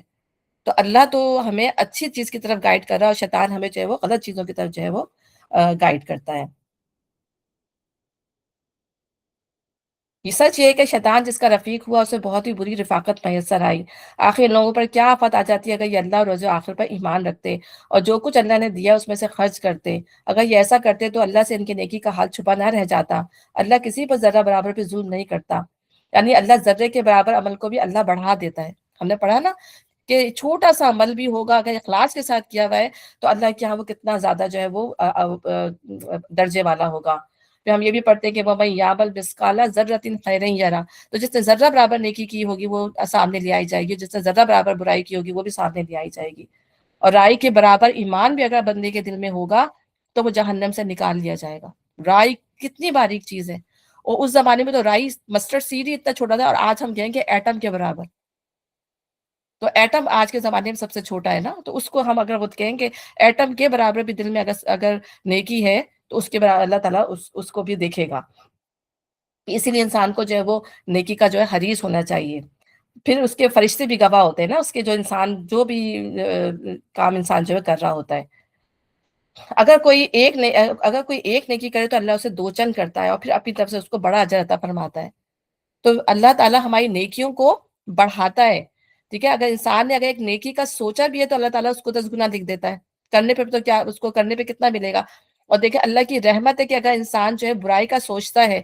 اور اگر اس نے وہ برائی نہیں کی، ٹھیک ہے نا، تو بھی اس کا ایک نیکی کا اجر لکھ دیا جاتا ہے، اور کر لی تو پھر وہ ایک ہی لکھا جاتا ہے۔ یہ اللہ ہمارے لیے اللہ تعالیٰ کی مہربانی ہے۔ اللہ تعالیٰ خود فرما رہے ہیں نا کہ اللہ تمہارے لیے کتنا مہربان ہے، کہ اللہ تعالیٰ اگر اسی طرح کہہ رہا ہے کہ اللہ اگر ہمیں چھوٹی چھوٹی برائیوں پر پکڑنے لگے تو زمین پہ کسی کو بھی زندہ نہ چھوڑے۔ تو یہ اللہ کی مہربانی ہے کہ اللہ تعالیٰ جو ہے بہت زیادہ تحمل والے ہیں۔ اللہ اپنی صفت بتاتے ہیں نا، تحمل حلیم۔ تو اللہ اتنے انسان گناہ زمین پہ ہو رہے ہیں، اللہ کے ساتھ اتنا شرک کیا جا رہا ہے، لیکن اللہ کا تحمل دیکھیں کہ جو آسمان اور زمین جو ہوتے ہیں وہ پناہ مانگ رہے ہوتے ہیں، فرشتے اللہ کی پناہ مانگ رہے ہوتے ہیں، بندہ جو ہے اتنا ظالم بنا ہوا ہے۔ یہ اللہ کی رحمت ہے کہ وہ اس نے ہمیں تو ٹائم دیا ہوا ہے، وقت دیا ہوا ہے۔ اگر کوئی ایک نیکی کرے تو اللہ اسے دو چند کرتا ہے، پھر اپنی طرف سے بڑا اجر فرماتا ہے۔ پھر سوچو کہ اس وقت یہ کیا کریں گے جب ہم ہر امت میں سے گواہ لائیں گے، اور ان لوگوں پر تمہیں یعنی محمد صلی اللہ علیہ وسلم کو گواہ کی حیثیت سے کھڑا کریں گے، ٹھیک ہے نا۔ تو ہماری جو امت ہے، نبی صلی اللہ علیہ وسلم کی جو امت ہے، وہ تمام امتوں پہ جو پچھلی گزر گئی ہیں وہ گواہ کی حیثیت سے لائی جائیں گی، اور ہمارے نبی جو ہے وہ گواہ کی حیثیت سے کہ ان امتوں نے کیا کیا تھا، یا نبی صلی اللہ علیہ وسلم کی امت نے کیا کیا تھا۔ اور ہم یہ دیکھتے ہیں کہ جب کون سے، مجھے یاد نہیں کہ کون سے صحابی جب یہ سورہ یاسین سورہ نساء کی اس آیت پر پہنچے تو آپ صلی اللہ علیہ وسلم جو ہے آپ رو پڑے کہ یہ بہت بڑی ذمہ داری ہے کہ گواہی دینا۔ نبی صلی اللہ علیہ وسلم تو چاہتے ہی ہیں کہ ان کی پوری امت جنت میں چلی جائے، لیکن یہ گواہی دینا کہ یہ شخص جو تھا وہ نافرمان تھا، اس نے اللہ کی بات نہیں مانی، اس نے انکار کر دیا، اس نے کفر کیا۔ تو ایک نبی کی حیثیت سے اس بات کا اعتراف کرنا بھی بہت ان کے لیے مشکل ہوگا، کھڑے ہو کے وہاں پر جو اللہ کے سامنے وہ بات بیان کریں گے، ٹھیک ہے نا۔ تو یہاں پہ یہی بات بتائی جا رہی ہے۔ پھر ہم یہ دیکھتے ہیں کہ گواہ کیوں لائے جاتے ہیں۔ گواہ جو ہے وہ پروف دینے کے لیے لائے جاتے ہیں نا، کہ کوئی مجرم شخص اگر سامنے کھڑا ہوا ہو تو اس کے حق میں جو ہے اس کے اگینسٹ جو ہے وہ گواہ لائے جاتے ہیں، تاکہ وہ بتائیں کہ ہاں اس نے یہ جو ہے وہ غلط کام کیا ہے۔ تو اسی لیے جو ہے جو ہم غلط لوگوں کے اگینسٹ جو ہے وہ گواہ کھڑے ہوں گے۔ پھر اس وقت وہ سب لوگ جنہوں نے رسول کی بات نہ مانی اور اس کی نافرمانی کرتے رہے، تمنا کریں گے کاش زمین پھٹ جائے، اس میں سما جائیں، وہاں یہ کوئی بات بھی اللہ سے چھپا نہیں سکیں گے۔ بے شک اے لوگوں جو ایمان لائے، جب تم نشے کی حالت میں ہو تو نماز کے قریب نہ جاؤ۔ نماز اس وقت پڑھنی چاہیے جب تم جانو کہ کیا کہہ رہے ہو، ٹھیک ہے نا۔ یہ پہلا حکم ہے نشے کی حالت کا، کہ ظاہر اللہ تعالیٰ نے گریجولی جو ہے شراب کو حرام کیا۔ ظاہر اس وقت جو تھی، ہم پڑھتے ہیں نا کہ شراب ان کی گھٹی میں پڑی ہوئی تھی۔ گھٹی کیا ہوتا ہے کہ جیسے بچے کو گھٹی پلائی جاتی ہے نا، چھوٹے بچے کو، بالکل اس کو اسی طرح سے ان کا جو ہے جسم و جان اس کے عادی ہو چکے تھے، اس کو چھوڑ نہیں سکتے تھے۔ تو جیسے ڈرگز ہوتی ہیں، اگر اس کے عادی ہو جائیں تو اس ڈرگز کو ایک دم چھوڑنا آسان نہیں ہوتا، اس کے وڈرال ایفیکٹ ہوتے ہیں۔ اسی طرح سے شراب کو اگر ایک دم چھوڑ دیا جائے تو اس کے بھی withdrawal effects ہوتے ہیں. تو اللہ تعالیٰ نے آہستہ آہستہ آہستہ احکام دے کے 3 دفعہ احکام دے کے جو اس کو مکمل طور پر اس کو حرام کیا ہے. تو یہاں پر اللہ تعالیٰ نے پہلے نماز پڑھنے سے روکا، کیونکہ ظاہر ہے نشے کی حالت میں پتہ ہی نہیں ہوتا کہ انسان کیا معاملہ کر رہا ہے. اس کو تو یہی نہیں پتا ہوتا کہ میں اتنا زیادہ کیونکہ نشہ کیا ہے؟ خمر، یعنی حواسوں پہ جیسے خمر سر کو ڈھانکتی ہے نا، اس طرح سے نشہ جو ہے دماغ کو ڈھانک لیتا ہے. تو پتہ ہی نہیں ہوتا کہ انسان جو اپنے ایون کہ اپنے محرم کے ساتھ کیا سلوک کر رہا ہے، اپنے محرم رشتہ داروں کے ساتھ کیا سلوک کر رہا ہے، اس کو یہ بھی نہیں پتا ہوتا. یعنی بدترین پستی کی حالت میں ہوتا ہے جب انسان جو ہے وہ نشے کی حالت میں ہوتا ہے. تو اللہ تعالیٰ یہاں پہ یہ بتا رہا ہے کہ نشے کی حالت میں ہو تو نماز کے قریب نہ جاؤ. نماز اس وقت پڑھنی چاہیے جب تم جانو کہ کیا کہہ رہے ہو. یعنی نماز کا جو دیکھیں اللہ تعالیٰ خود چاہتا ہے نا نماز پورے دل کے ساتھ، پورے اطمینان کے ساتھ، پورے خشوع کے ساتھ پڑھی جائے. اور کتنی دفعہ ہم کیسے نماز پڑھتے ہیں، بعض دفعہ تو ہمیں پتہ بھی نہیں ہوتا کہ ہم نے نماز میں کیا پڑھا، سجدے بھی کر لیے، رکوع بھی کر لیے، نماز ہی پوری پڑھ لی، پتہ بھی نہیں چلا کہ 4 پڑھی تھی کہ 3 پڑھی تھی. ایسا بھی ہو جاتا ہے، بعض دفعہ اچھی بھی ہو جاتی ہے. لیکن میں بتا یہ رہی ہوں کہ وہ تو نشے کی حالت ہے، ہم نارمل حالت میں بھی ایسی اپنی نمازوں کو بعض دفعہ ہم ایسی نمازیں پڑھ جاتے ہیں. تو پھر جو ہے نماز کے جو 5 درجے بتائے گئے نا، یہ 5 درجے کون سے ہیں نمازیوں کے؟ ایک تو وہ ہے جس میں وہ اپنے ارکان و واجبات کا خیال نہ رکھے، سب سے نچلا درجہ، کہ اپنے سجدے اور اپنے رکوع، اپنے جو قیام ہے وہ صحیح طرح سے نہ کریں. پھر دوسرا درجہ اس سے اوپر والا، نفس سے جہاد نہ کریں. یعنی آپ کو شیطان آ رہا ہے، آپ کو بہکا رہا ہے، اور پھر بھی آپ اپنی رو میں بہے چلے جا رہے ہیں، سوچے چلے جا رہے ہیں، اور پھر بھی پرواہ نہیں کر رہے ہیں نماز کی. تیسری یہ کہ نفس سے جہاد کریں، کہ پڑھ تو رہے ہیں، شیطان بہکا بھی رہا ہے، لیکن اپنے خیالات کو ادھر ادھر کر کے پھر واپس آنے کی کوشش کرتے ہیں. تو یہ نفس جہاد ہے. چوتھا اس سے اوپر درجہ کیا ہے؟ مکمل توجہ کے ساتھ پڑھیں، یعنی آپ کی فل کنسنٹریشن ہو. اس میں بھی یہ ہوتا ہے کہ بعض دفعہ فل کنسنٹریشن سے پڑھ رہے ہوتے ہیں تب بھی آپ بھول جاتے ہیں چیزوں کو. جیسے آپ نے فرض کر کوئی صورت پڑھی تو آپ ترجمہ آپ کو ذہن سے نکل جاتا ہے کہ میں نے پڑھا تھا کہ نہیں پڑھا تھا، یا میں نے صحیح ترجمہ اس کے ساتھ کیا تھا. تو لیکن یہ آپ کی انٹینشن اس میں صحیح ہوتی ہے. پھر جو سب سے اعلیٰ درجہ ہے کہ نماز کو اس طرح سے پڑھے کہ اللہ کو دیکھ رہا ہے، یا وہ اللہ کو نہیں دیکھ رہا تو اللہ اس کو دیکھ رہا ہے، اور یہ احسان کا درجہ ہے. ٹھیک ہے نا. اللہ تعالیٰ ہماری نمازوں کو بھی ایسی بنائے، بڑی کوشش کرتے ہیں، لیکن بس شیطان ایسا ہے کہ واقعی وہ اس درجے پر، بلکہ وہ مکمل توجہ کے ساتھ بھی نہیں پڑھنے دیتا. میں تو یہی کہتی ہوں. اب ہم اس کیفیت میں ہوتے ہیں کہ اللہ کوشش کرتے ہیں کہ اپنے نفس سے جہاد کرتے رہیں، اللہ سے معافی مانگتے رہیں. اسی طرح جنابت کی حالت میں بھی نماز کے قریب نہ جاؤ جب تک کہ غسل نہ کر لو، الا یہ کہ راستے سے گزرتے ہو، اور کبھی ایسا ہو کہ تم بیمار ہو یا سفر میں ہو، یا تم میں سے کوئی شخص رفع حاجت کر کے آئے، یا تم نے عورتوں سے لمس کیا اور پھر پانی نہ ملا، تو پاک مٹی سے کام لو اور اس سے اپنے چہروں اور ہاتھوں پر مسح کر لو. تو یہ نبی صلی اللہ علیہ وسلم کو جن چیزوں سے نوازا گیا تھا، کچھ فضیلتیں دی تھی، ان میں تو ایک فضیلت یہ بھی تھی نبی صلی اللہ علیہ وسلم کی کہ آپ کو جو ہے وہ کیا کہتے ہیں تیمم کی سہولت دی گئی تھی آپ کی امت کو، کہ اگر پانی نہ ملے تو پھر تیمم سے کام لے لیا جائے. بے شک اللہ نرمی سے کام لینے والا اور بخشش فرمانے والا ہے. تم نے ان لوگوں کو بھی دیکھا جنہیں کتاب کے علم کا کچھ حصہ دیا گیا ہے. یہاں پہ یہ بات کیوں کی گئی کتاب کے علم کا؟ کیونکہ انہوں نے کچھ حصہ گم کر دیا پہلے وہ کھو گئی تورات، انہوں نے خیال ہی نہیں کیا، اور پھر تھوڑی بہت ان کے پاس تھی اس میں بھی انہوں نے آلٹریشنز کر دی، اس میں انہوں نے اس میں چینجز کر دی. تو کتاب کے علم کا کچھ حصہ ہے، اس میں بھی اللہ تعالیٰ کی جو لوگ جانتے ہیں، جو بائبل پڑھتے ہیں، تورات پڑھتے ہیں، اس میں ابھی بھی وہ کہتے ہیں کہ اتنا کچھ ہے جو اللہ کے الفاظ نظر آتے ہیں، یا انبیاؤں کی باتیں جو ہیں جو انہوں نے کہیں اللہ تعالیٰ سے، جو ان کی جو باتیں ہوئی ہیں وہ 1 جو ہے وہ اسی طریقے سے ہیں. تو نظر آتی ہے کہ وہ اللہ کی کتاب ہے ابھی بھی. وہ خود ضلالت کے خریدار بنے ہوئے ہیں اور چاہتے ہیں کہ تم بھی راہ گم کر دو. اللہ تمہارے دشمنوں کو خوب جانتا ہے اور تمہاری حمایت و مددگاری کے لیے اللہ کافی ہے. جو لوگ یہودی بن گئے ان میں کچھ لوگ ہیں جو الفاظ کو ان کے محل سے پھیر دیتے ہیں اور دین حق کے خلاف نیز زنی کرنے کے لیے اپنی زبانوں کو توڑ موڑ کر کہتے ہیں سمینا و عصینا، ہم نے سنا اور ہم نے نافرمانی کی. اسما غیر مسما، ہم نے سنا اور نہیں سنا، اور رائنا، حالانکہ وہ کہتے سمینا و اطانا اور اسما اور انظرنا، تو یہ ان کے لیے بہتر تھا. یہ اپنی زبان کو توڑ موڑ کے جو ہے اس طرح کے الفاظ یوز کرتے ہیں، اور زیادہ راز بازی کا طریقہ تھا، مگر ان پر تو ان کی باطل پرستی کی بدولت اللہ کی پھٹکار پڑی ہوئی ہے، اس لیے وہ کبھی ایمان لاتے ہیں. یعنی اللہ کا غضب ہے ان کے اوپر، تو بہت کم لوگ ہیں جو ان میں سے ایمان لاتے ہیں. اے وہ لوگوں جنہیں کتاب دی گئی تھی، مان لو اس کتاب کو جو ہم نے اب نازل کی ہے، اور جو اس کتاب کی تصدیق و تائید کرتی ہے جو تمہارے پاس پہلے سے موجود تھی. اس پر ایمان لے آؤ قبل اس کے کہ ہم چہرے بگاڑ کر پیچھے کر دیں یا ان کو اسی طرح لعنت زدہ کر دیں جس طرح سبت والوں کے ساتھ ہم نے کیا تھا. سبت کا معاملہ آئے گا تو ہم ابھی آگے پڑھیں گے انشاءاللہ. اور یاد رکھو کہ اللہ کا حکم نافذ ہو کر رہتا ہے۔ اللہ بس شرک ہی کو معاف نہیں کرتا، اس کے سوا دوسرے جس قدر گناہ ہے وہ جس کے لیے چاہتا ہے معاف کر دیتا ہے۔ یعنی اللہ کیا صرف شرک کی معافی نہیں ہے، اس کے علاوہ دنیا میں جتنے بھی اس نے گناہ کیے ہوں گے، اور اگر وہ معافی مانگ لی ہوگی اس نے، تو اللہ تعالیٰ جو ہے اس کو معاف کر دے گا۔ اللہ کے ساتھ جس نے کسی اور کو شریک ٹھہرایا، اس نے تو بہت ہی بڑا جھوٹ تصنیف کیا اور بڑے سخت گناہ کی بات کی۔ اور اللہ تعالیٰ خود کہتے ہیں نا کہ آدم کا بیٹا جو ہے مجھے گالی دیتا ہے۔ اللہ تعالیٰ شرک کو گالی سے تعبیر کرتے ہیں، کتنی بڑی چیز ہے۔ پھر بھی اللہ کا تحمل ہے کہ اللہ تعالیٰ بندوں کو کھانا بھی دیے جا رہا ہے، ان کو ہر دنیا کی ہر نعمت سے اللہ تعالیٰ جو ہے ان کو نواز رہے ہیں۔ پھر تم نے ان لوگوں کو بھی دیکھا جو اپنی پاکیزگی نفس کا دم بھرتے ہیں، حالانکہ پاکیزگی تو اللہ ہی جسے چاہتا ہے عطا کرتا ہے، اور انہیں جو پاکیزگی نہیں ملتی تو در حقیقت ان پر ذرہ برابر بھی ظلم نہیں کیا جاتا۔ دیکھو تو صحیح، اے اللہ پر بھی جھوٹے افطرا کرنے سے نہیں چوکتے، اور ان کے صریحاً گناہ گار ہونے کے لیے یہ گناہ ہی کافی ہے۔ یعنی انسان ناپسندیدہ فخر و غرور کی جو کیفیت ہوتی ہے، اس کو انسان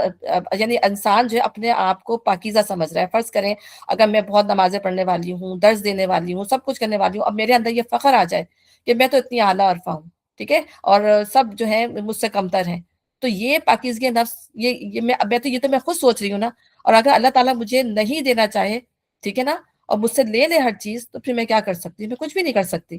یہ سوچنا ہی میرے لیے سب سے زیادہ غلط چیز ہے، کیونکہ پاکیزگی اللہ کی طرف سے انسان کو ملتی ہے۔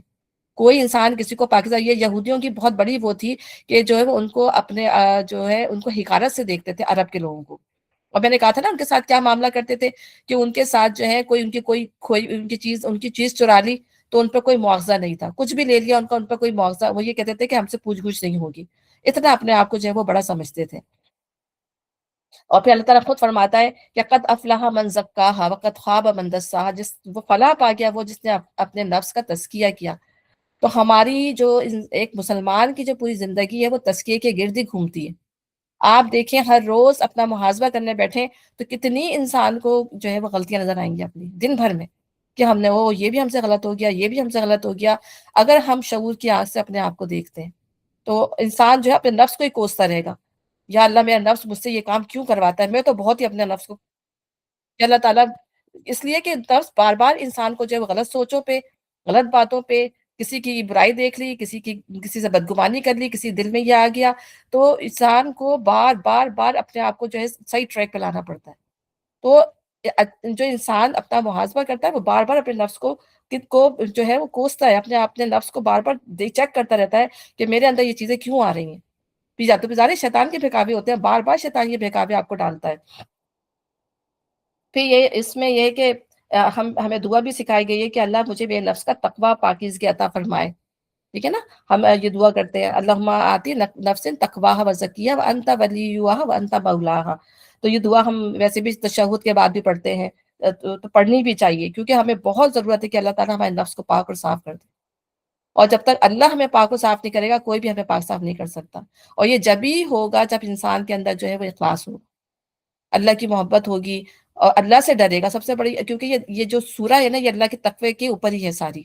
سورہ نساء ہے کہ اللہ سے ڈرو۔ تو جب سب سے بڑی چیز ہے کہ انسان جب اللہ سے ڈر کے کام کرتا ہے نا، تو اللہ تعالیٰ بھی اس کے دل میں اطمینان ڈالتا ہے، اور پھر اس کو اپنے ہی عیبوں کی فکر رہتی ہے، دوسروں کے عیبوں کی نہیں رہتی۔ تو پھر ہم جو ہے لوگوں کے عیب تلاش نہیں کریں، ہم اپنے عیب تلاش کریں۔ پھر انسان اپنی پاکی بیان نہ کرے، اور اپنے منہ میاں مٹھو نہیں بنے کہ بھائی ہر وقت جو ہے اپنی پاکیزگی کے تذکرے ہو رہے ہیں کہ میرے ساتھ تو یہ ہوا تھا، میں تو یوں کرتی ہوں، میں تو بس جب کوئی بات کرے تو اس میں صرف اپنی تعریف کے علاوہ کچھ نہ ہو۔ پھر یہ تکبر کی جو ہے وہ علامت ہے۔ پھر یہ ہے کہ اللہ اور بندوں پر جو ہے وہ ایسا انسان جو ہے احسان جتاتا ہے اس طرح کی باتیں کر کے، کہ میں تو اتنا خرچ کرتا ہوں، میں تو اتنا کیا، کوئی بھی نہیں کر سکتا تھا جو میں نے کیا، ٹھیک ہے نا، اس طرح کی باتیں کرنا، تو یہ بھی جو ہے وہ غلط ہے۔ ہاں، اب آپ کب اپنی اہلیت کو بتانا، اپنی اچھائیوں کو بتانا اپنے بچوں کو آپ بتا سکتے ہیں، کیونکہ آپ اپنے بچوں کو جب کوئی اچھی بات سکھاتے ہیں تو آپ اپنی کوئی اگزامپل دے سکتے ہیں۔ اسی طرح اگر آپ بچوں کو ٹیچنگ کر رہے ہیں تو آپ اپنی کوئی اگزامپل جو ہے وہ اس میں، لیکن اس میں بھی آپ کے دل میں یہ نیت نہیں آنی چاہیے کہ میں اس لیے بتا رہا ہوں۔ تو اس وقت جو ہے آپ ان کو، ایک استاد جو اپنے بچوں کو اپنی کوئی اگزامپل دے سکتا ہے کہ جو اچھے کام وہ کرتا ہے وہ بتا سکتا ہے۔ تو اسی طرح ضرورت کے وقت جو ہے اپنی اہلیت بتا سکتے ہیں، جیسے یوسف علیہ السلام نے اپنی اہلیت جو تھی وہ اس وقت کے جو بادشاہ تھے اس کو بتائی تھی کہ میں جو ہوں اچھا جو ہے وہ ٹیک کیئر کر سکتا ہوں حکومت کو، میں اچھا خزانہ سنبھال سکتا ہوں۔ تو انہوں نے اپنی آفر کی تھی۔ تو اس ہم اس طرح اپنے ریزیومے میں بھی یہ چیزیں دکھتے ہیں نا، کہ جو ہماری اہلیت ہوتی ہے، تو ہم جب کسی جگہ پہ جاب کرنے کے لیے جاتے ہیں تو اپنی اہلیت بتاتے ہیں، تو اس وقت بھی یہ اہلیتیں بتائی جا سکتی ہیں۔ تو یہ جگہ ہیں جہاں پہ اس کو گناہ نہیں ملے گا جب تک کہ اس کے دل میں غلط نیت نہ ہو، ٹھیک ہے۔ اور ہمیں ہر معاملے میں جو ہے وہ نفس کی مخالفت کرنا چاہیے۔ نفس انسان کو گناہوں پہ اکساتا ہے، تو اس کو یہ نہیں کہ اس کو انکریج کریں، اس کو ڈسکریج کرنا چاہیے۔ اپنی غلطی کو انسان مانتے رہے، جب بھی غلطی ہو اس کو انسان کو کہ ہاں مجھ سے یہ غلطی ہوئی ہے اس کو مان لینا چاہیے، یہ نہیں کہ اس پہ پرسسٹ کرے، نہیں نہیں میں نے غلطی نہیں کی، جو کر لینا چاہیے۔ اور طاغوت کو مانتے ہیں اور کافروں کے متعلق کہتے ہیں کہ ایمان لانے والوں سے تو یہی زیادہ صحیح راستے پر ہیں۔ ایسے ہی لوگوں پر ایسے ہی لوگ ہیں جن پر اللہ نے لعنت کیا، یعنی یہود کیا کہتے تھے کہ جو ایمان لانے والوں کے مقابلے میں کافروں کو کہتے تھے، حالانکہ انہیں ایمان لانے والوں کی تعریف کرنی چاہیے تھی کہ جو ان کے قریب تھے، لیکن وہ ان کی تعریف کرتے تھے جو ایمان نہیں لاتے، جو کافر و مشرک تھے۔ تو یہاں پر اللہ فرما رہا ہے کہ یہی اللہ تعالیٰ کہ وہ طاغوت کو مانتے ہیں اور کافروں کے متعلق کہتے ہیں کہ ایمان لانے والوں سے تو یہی زیادہ صحیح راستے پر ہے۔ کتنی انجسٹ بات تھی جو وہ کہہ رہے تھے۔ ایسے ہی لوگ ہیں جن پر اللہ نے لعنت کی، اور جس پر اللہ لعنت کر دے پھر تم ان کا کوئی مددگار نہیں پاؤ گے۔ کیا لعنت کیا ہوتی ہے؟ اللہ کی رحمت سے دور چلے جانا۔ تو جس کو اللہ اپنی رحمت سے دور پھینک دے پھر اس کا کوئی مددگار نہیں ہے۔ کیا حکومت میں ان کا کوئی حصہ ہے؟ اگر ایسا ہوتا تو یہ دوسرے کو ایک پوٹھی کوڑی تک نہ دیتے، ٹھیک ہے۔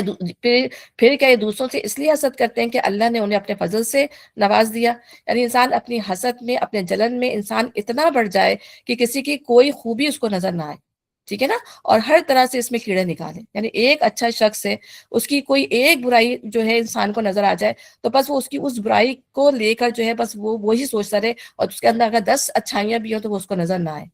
تو یہ ہے حسد اور جلن کرنے والی شخص کی مثال۔ پھر اپنے آپ کو اچھا سمجھنا اور اچھوں کی اچھائیوں کو نظر انداز کر دینا۔ اگر یہ بات ہے تو انہیں معلوم ہو کہ ہم نے تو ابراہیم کی اولاد کو کتاب اور حکمت عطا کی اور ان کو ملک عظیم بخش دیا۔ یہ اللہ کا فضل ہے، وہ جس کو چاہتا ہے دیتا ہے نا، امامت دے دی۔ مگر ان میں سے کوئی اس پر ایمان لایا اور کوئی اس سے منہ موڑ گیا، اور منہ موڑنے والوں کے لیے تو بس جہنم کی بھڑکتی ہوئی آگ ہی کافی ہے۔ جن لوگوں نے ہماری آیات کو ماننے سے انکار کر دیا انہیں بالیقین ہم آگ میں جھونکیں گے، اور جب ان کے بدل کی کھال گل جائے گی تو اس کی جگہ دوسری کھال پیدا کر دیں گے تاکہ وہ خوب عذاب کا مزہ چکھے۔ اللہ بڑی قدرت رکھتا ہے۔ اللہ تعالیٰ دیکھیں وہ کھال بھی جو ہے بار بار اللہ کیوں بدلیں گے؟ تاکہ وہ بار بار جلنے کا مزہ چکھے۔ اللہ تعالیٰ ہمیں محفوظ کرے عذاب جہنم سے، اور اللہ تعالیٰ ہم سب کو جنت الفردوس کا وارث بنائے۔ اللہ تعالیٰ جو کچھ ہم کرتے ہیں سب کچھ صحیح نگاہ میں تو اسے قبول فرما رب العزت، اور اپنے فیصلوں کو عمل میں لانے کی حکمت خوب جانتا ہے بے شک۔ اور جن لوگوں نے ہماری آیات کو مان لیا اور نیک عمل کیے ان کو ہم ایسے باغوں میں داخل کریں گے جن کے نیچے نہریں بہتی ہوں گی، جہاں وہ ہمیشہ ہمیشہ رہیں گے، اور ان کو پاکیزہ بیویاں ملیں گی، اور انہیں ہم گھنی چھاؤں میں رکھیں گے۔ یعنی جو جنت جو ہے نا، جنت کو جنت کیوں کہا جاتا ہے؟ کہ اس میں کوئی جگہ ایسی نہیں ہوگی جہاں پر جو ہے درخت نہ ہو، اتنے زیادہ انٹرٹوائن ہوں گے، مطلب ایک دوسرے سے اتنے ملے ہوئے ہوں گے کہ پھر وہ ایک مطلب گھنے درخت، اس لیے اس کو جنت کہا جاتا ہے۔ چھپ جائے گی چیزیں جیسے اس طرح سے نا، اور جن کو بھی اسی لیے جن چھپا ہوا ہے تو جن سے ہی نکلا ہے۔ مسلمانوں، اللہ تمہیں حکم دیتا ہے کہ امانتیں اہل امانت کے سپرد کرو، اور جب لوگوں کے درمیان فیصلہ کرو تو عدل کے ساتھ کرو۔ اللہ تم کو نہایت عمدہ نصیحت کرتا ہے، یقیناً اللہ سب کو سنتا اور دیکھتا ہے، ٹھیک ہے نا۔ اللہ تعالیٰ کیونکہ یہودیوں نے جو ہے امانتوں کا ہی تو بار نہیں اٹھایا تھا، امانتیں جو ہیں انہوں نے ایسے لوگوں کو دے دی تھیں جو کم ظرف تھے، جو ذمہ داری اٹھانے کے قابل نہیں تھے، ان کو ذمہ داریاں دے دی تھی، ٹھیک ہے نا۔ تو پھر انہوں نے دنیا کے لیے جو ہے پھر وہ کمائی کے لیے، دنیا کے لیے جو ہے وہ کتابوں کو یوز کیا، اس میں چینجز کی۔ جیسے میں نے بتایا تھا کہ حضرت مریم کے زمانے میں بیت المقدس میں نہیں آنے دیتے تھے خواتین کو، اور خود ہی اس کی متولی بن کے بیٹھے ہوئے تھے، اور کتابوں کو انہوں نے چینج کر دیا تھا۔ اور مجھے تھوڑا سا جب میں نے پتہ نہیں ایک میں نے ویڈیو دیکھی تھی تو اس میں وہ حضرت مریم علیہ السلام کو بچپن سے ہی اتنا زیادہ تورات حضرت زکریا نے سکھا دی تھی کہ وہ جو لوگ سیکھنے آتے تھے نا تو آپ ان کی غلطیاں نکال رہی ہوتی تھی، جو وہاں پر جو لوگ ہوتے تھے وہ کہتے تھے نہیں یہ حکم، بلکہ نہیں وہ ان کو ٹیسٹ کرتے تھے حضرت مریم کو کہ ذرا تم بتاؤ اس کے کیا معنی ہے، تم تو بڑی اللہ والی بنتی ہو یہ وہ، تو وہ اس کا صحیح مطلب بتاتی تھی، تو لوگ حیران ہو کے ان کو سنتے تھے کہ اتنی سی بچی ہے اور اس کو اتنی زیادہ چیزیں پتہ ہے، ٹھیک ہے نا۔ تو اتنی زیادہ مطلب وہ میں یہ بتا رہی ہوں کہ وہ اتنے متولی آتے جاتا ان کو کچھ نہیں تھا، بس کتاب کے متولی بن کے اور بیت المقدس کے متولی بن کر جو ہے وہ بیٹھے ہوئے تھے، تو انہوں نے اپنی امانتیں یعنی جو مذہب تھے وہ ایسے لوگوں کے جو ہے وہ سپرد کر دیے تھے۔ تو ہمارے لیے بھی یہی ہے کہ ہمیں بھی ایسے لوگوں کے حوالے کرنا چاہیے اپنی حکومتیں بھی، جیسے ہماری جو حکومتیں ہیں یا جو علماؤں کے جو معاملات ہیں، ٹھیک ہے نا، جو بڑے بڑے لوگ بنا دیے جاتے ہیں، جیسے ہماری کمیٹی بن جاتی ہے جو فیصلے کر رہی ہوتی ہے، چاند دیکھ رہی ہے یا فتوے لگا رہی ہے، تو ان جگہوں پر جو ہے ایسے لوگوں کو بٹھانا چاہیے جو امانت میں خیانت کرنے والے نہیں ہوں۔ لیکن آج ان جگہوں پہ وہ لوگ بیٹھے ہوئے ہیں جو امانتوں میں خیانت کرنے والے ہیں، جن کو کوئی نالج نہیں ہے، کوئی علم نہیں ہے، بس سارا بات جو ہے جھوٹ بولنا، پیسے کھانا، ایسے ہی لوگوں کی آج جو ہے سفارش کرنا، تو ایسے لوگوں کی بات سنتی ہو ایسے لوگ بیٹھے ہوئے، تو پھر وہ کیا فیصلے لوگوں کے کریں گے؟ جو خود ایماندار نہیں ہے تو وہ لوگوں کے فیصلے کیسے ایمانداری سے کریں گے؟ تو یہاں پہ بیسیکلی بات انہی لوگوں کی ہو رہی ہے۔ پھر ہم اگر زندگی کے معاملات میں دیکھیں تو ہمیں یہی ہے کہ امانتیں جو ہے ہمیں جو بھی امانتیں ہمارے پاس بھی ہیں یا کسی کے پاس بھی ہیں، ان کو جو ہے امانت جو ہے وہ صحیح دوسرے لوگوں کے جو ہے کر دینا چاہیے، اور اس میں جو ہے وہ عدل کا معاملہ ہاتھ سے نہیں جانے دینا چاہیے۔ یعنی اور اب یہ عدل کا معاملہ جو ہے وہ اولاد کے معاملے یعنی اپنے گھر کے معاملے سے عدل شروع ہوتا ہے کہ اگر بچے ہیں تو بچوں کے معاملے میں ہمارا عدل کیسے ہوگا، رشتہ دار ہیں تو رشتہ داروں کے معاملے میں کیسے عدل ہوگا۔ جیسے اللہ تعالیٰ نے میراث کے جو دیے ہیں ہمیں حکم دیے ہیں، تو اس میں کتنا زیادہ اللہ تعالیٰ نے عدل، اور اس میں یہ بھی بتایا کہ منفعت کا معاملہ اللہ تعالیٰ دیکھے گا، کون تم سے منافع کے لحاظ سے تمہارے قریب تر ہے، تو اسی لحاظ سے اللہ تعالیٰ، کیونکہ اللہ حکمت والا ہے، جاننے والا ہے، اللہ نے اسی لحاظ سے جو ہے وہ حصے بنائے ہیں۔ تو عدل کے ساتھ ہمیں تمام معاملات کرنے ہیں، عدل گھر سے شروع ہوتا ہے، اور اگر عدل نہیں کیا جائے گا تو ہم دیکھیں کہ بہن بھائیوں میں بھی نفرت اور حسد اور بغض پیدا ہو جاتا ہے، کہ اگر والدین کسی کے ساتھ جو ہے کمی کر دیں یا زیادتی کر دیں، پھر اگر یہ بات گھر سے نکلتی ہے، اسی طرح پھر یہ معاشرے کے اندر ہوتی ہے، پھر معاشرے سے زیادہ پھر پورا ملک اس سے متاثر ہوتا ہے۔ تو ہر معاملے میں، کیونکہ زمین آسمان بھی اللہ تعالیٰ کہہ رہے ہیں کہ اللہ نے عدل کی بنیاد پر بنائے، تو دنیا میں ہر چیز عدل کے ساتھ چل رہی ہے، تو اللہ تعالیٰ انسان سے بھی یہی، اللہ تعالیٰ خود عادل ہے، تو اللہ تعالیٰ ہم سے بھی توقع کرتا ہے کہ ہم بھی عدل اور انصاف کے ساتھ فیصلے کریں۔ اللہ تم کو نہایت عمدہ نصیحت کرتا ہے، اور یقیناً اللہ سب کچھ سنتا اور جانتا ہے۔ اے لوگوں جو ایمان لائے ہو، اطاعت کرو اللہ کی، اطاعت کرو رسول کی، اور ان لوگوں کی جو تم میں سے صاحب امر ہو۔ پھر اگر تمہارے درمیان کسی معاملے میں نزاع ہو جائے تو اسے اللہ اس کے رسول کی طرف پھیر دو۔ یہ آیت اسلام کے پورے مذہبی، تمدنی اور سیاسی نظام کی بنیاد اور اسلامی ریاست کے دستور کی اولین دفعہ ہے، ٹھیک ہے نا۔ اس میں کچھ اصول قائم کر دیے گئے ہیں کہ اسلامی نظام میں اصل جو اطاعت کی جائے گی وہ اللہ تعالیٰ کی ہے۔ اسلامی نظام میں جو دوسری بنیاد ہے وہ رسول کی اطاعت ہے، ٹھیک ہے، کیونکہ نبی صلی اللہ علیہ وسلم نے فرمایا کہ جس نے میری اطاعت کی اس نے اللہ کی اطاعت کی، اور جس نے میری نافرمانی کی اس نے اللہ کی نافرمانی کی۔ اسی طریقے سے پھر تیسری بات کیا ہے کہ مذکورہ بالا دونوں اطاعتوں کے بعد اور ان کے ماتحت تیسری اطاعت جو اسلامی نظام میں مسلمانوں پر واجب ہے، وہ ان اولی الامر کی اطاعت ہے جو خود مسلمانوں میں سے ہیں، یعنی جو حاکم آپ کے اوپر بنائے جائیں گے پھر ان کی اطاعت لازمی ہے، ٹھیک ہے، اور اس وقت تک لازمی ہے جب تک کہ وہ نماز قائم کر رہے ہوں، کیونکہ نبی صلی اللہ علیہ وسلم نے جو ہمیں حدیثیں ملتی ہیں، نبی صلی اللہ علیہ وسلم نے فرمایا کہ تم پر ایسے لوگ بھی حکومت کریں گے جن کے بعض باتوں کو تم معروف پاؤ گے اور بعض کو منکر، تو جس نے ان کے منکرات پہ اظہار ناراضی کیا وہ بری الذمہ ہوا، اور جس نے ان کو ناپسند کیا وہ بھی بچ گیا، مگر جو ان پر راضی ہوا اور پیروی کرنے لگا وہ ماخوذ ہوگا، یعنی اسے پوچھا جائے گا۔ تو صحابہ نے پوچھا پھر جب ایسے حکام کا دور آئے تو کیا ہم ان سے جنگ نہ کریں؟ آپ نے فرمایا نہیں، جب تک کہ وہ نماز پڑھتے ہوں، جب تک کہ نماز کا ادارہ باقی ہے، نماز قائم ہو رہی ہے، اس وقت تک جو ہے وہ کوئی ایکشن نہیں لیں گے۔ ہاں، ان کی غلط باتوں کو غلط کہیں گے، اس پر عمل نہیں کریں گے، اور ان کی اچھی باتوں کو سراہیں گے۔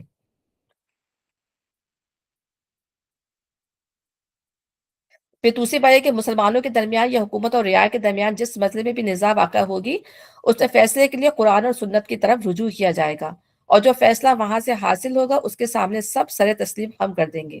اس طرح تمام مسائل زندگی میں کتاب اللہ اور سنت اور رسول کو سند اور حرف آخر تسلیم کرنا اسلامی نظام کی وہ لازمی خصوصیت ہے جو اسے کافرانہ نظام سے ممیز کرتی ہے۔ جس نظام میں یہ چیز نہ پائی جائے وہ بالیقین ایک غیر اسلامی نظام ہے۔ تو یہ بنیاد ہے، اور یہاں پر ظاہر اللہ تعالیٰ مسلمانوں کی تربیت کر رہے ہیں، تو اللہ تعالیٰ ہمیں ٹھیک ٹھیک جو ہے وہ صحیح صحیح باتیں بتا رہے ہیں، ہمیں مطلب کھلی کھلی جو ہے آیات دے رہے ہیں۔ اور پھر ہم یہ بھی دیکھتے ہیں کہ خالق کی نافرمانی میں مخلوق کی اطاعت جائز نہیں، یعنی ایسے تمام حکم ماننا جس میں اللہ کی نافرمانی ہو رہی ہو اس میں کسی بھی مخلوق کی اطاعت واجب نہیں ہے۔ پھر ہم یہ دیکھتے ہیں کہ ہم نے جو ہے اپنی ضعیف حدیثوں کے اوپر جو ہے دین کو کھڑا کر دیا ہے۔ جو ہم آتھینٹک حدیث ہیں، جو قرآن کے اوپر پوری پوری اترتی ہیں، آپ دیکھیں وہ حدیثیں کم لائی جائیں گی، لیکن دین کا جو مدار ہے وہ بہت زیادہ ایسی حدیثیں جو ضعیف ہیں، اور ان کو جیسے ہم شب برات بناتے ہیں، اس طرح کی بدعات جو ہم نے دین اپنے دین میں رائج کر لی ہیں، وہ ساری جو ہے وہ ضعیف حدیثوں سے آئی ہوئی ہیں، ٹھیک ہے نا؟ تو انسان کو جب ہم علم سیکھ رہے ہیں، جب ہم پڑھ رہے ہیں، تو ہمیں اپنے دماغ کو جو ہے وہ استعمال کرنا چاہیے۔ ہم سے پوچھ ہوگی ہر چیز کی کہ ہم آنکھیں بند کر کے ان چیزوں پہ چل رہے تھے، ٹھیک ہے نا؟ تو جہاں پہ ہمیں لگے کہ کوئی چیز غلط ہو رہی ہے، تو ہمیں اپنے آپ کو اس چیز سے بچانا ہے، اس سے بچنا ہے۔ پھر ہم نے یہ بھی دیکھا کہ طلاق کا معاملہ ہو، وراثت کا معاملہ ہو، اس میں ہم اللہ تعالیٰ کی قرآن سے نہیں رجوع کرتے، اس میں ہم حدیث سے رجوع نہیں کرتے، اس میں جو ہے پھر ہم اپنے اپنے جو ہے معاملات لے کے چلتے ہیں، اپنی مرضی سے وراثت دے رہے ہیں، طلاق اپنی مرضی سے دیے چلے جا رہے ہیں، رجوع اپنی مرضی سے کیے چلے جا رہے ہیں۔ بہت آج کل یہ ہونے لگا ہے، حلالہ اپنی مرضی سے کیے چلے جا رہے ہیں، حلالہ سینٹرز کھول لی ہیں، تو اللہ کی آیات کا مذاق اڑانا، ٹھیک ہے؟ پھر اسی طرح وظائف بنا لیے ہیں، اپنی مرضی سے درود بنا لیے ہیں، پنج سورہ بنا دیے کہ بس یہ 5 صورتیں پڑھ لیں، یا یہ صورتیں پڑھ لیں، یہ سورہ واقعہ پڑھ لیں تو اس سے رزق مل جائے گا، یہ والی صورت کر لیں تو اس سے یہ مل جائے گا۔ یعنی اپنی مرضی کا دین ہمیں چاہیے کہ ہم یہ پڑھ لیں تو ہمیں سے یہ حاصل ہو جائے گا، ہمیں پورا قرآن پڑھنے کی اب کوئی ضرورت نہیں ہے۔ تو جب ان معاملات میں تفرقہ ہونے لگے ہمارے اندر، تو ہمیں ان تمام معاملات کو دیکھنے کے لیے اللہ اس کے رسول کی طرف جو ہے وہ کرنا چاہیے۔ تو یہ دین میں بدعات اسی لیے آئی ہیں کہ ہم نے جو ہے قرآن کو پڑھنا، قرآن کو سمجھنا جو ہے وہ چھوڑ دیا ہے۔ پھر ہم یہ دیکھتے ہیں کہ شوہر بھی کوئی حکم دے، یا والدین بھی ہمیں کوئی ایسا حکم دے جس میں اللہ کی نافرمانی ہے۔ بعض دفعہ شوہر کہتے ہیں نہیں پردہ نہ کرو، بلکہ دوپٹہ بھی نہ پہنو، ایسے ہی رہو، جیسے یہاں کے ماحول ہے ایسے ہی چل رہا ہے، ایسے ہی رہو، ٹھیک ہے نا؟ کہتے ہیں لیکن یہ کہ اس معاملے میں بھی نہیں سنی جائے گی ان کی۔ تو اللہ تعالیٰ توفیق دے کے، ظاہر سی بات ہے، کیونکہ اللہ کی نافرمانی میں مخلوق کی اطاعت نہیں ہے۔ پھر اگر رشتے ٹوٹنے پہ نوبت آ رہی، یہ آ رہی، اگر آپ کر بھی رہے ہیں تو پھر اس شوہر یا پھر ماں باپ جو ہے اس کے گناہ گار ہوں گے۔ پھر ہم یہ بھی دیکھتے ہیں کہ 3 صحابی تھے، 3 صحابیوں کا قصہ، کہ وہ جب نبی صلی اللہ علیہ وسلم کے پاس آئے، انہوں نے کہا کہ بھئی آپ کو تو سارے گناہ معاف کر دیے گئے ہیں، اور ہم تو بہت گناہ گار ہیں۔ تو ایک نے کہا کہ پوری جو ہے نا پوری رات عبادت کیا کروں گا، وہ ایک نے کہا میں زندگی بھر شادی نہیں کروں گا، تو ایک نے کہا میں پورا عمر روزہ رکھوں گا۔ تو نبی صلی اللہ علیہ وسلم نے کہا کہ تم جو ہو، اس کا مطلب ہے تم میرے دین پر نہیں ہو۔ جو جیسے میں راتوں کو سوتا بھی ہوں، میں روزے بھی رکھتا ہوں، میں شادیاں بھی کرتا ہوں، تو جو میرے دین کے اگینسٹ جائے گا وہ مجھ میں سے نہیں ہے۔ تو میں نے کہا نا کہ اپنی عبادتوں کے اندر بھی اگر ہم مخلص نہیں ہوں گے، بدعات اختیار کر لیں گے، تو ہم نے اپنے نبی کا طریقہ نہیں اختیار کیا۔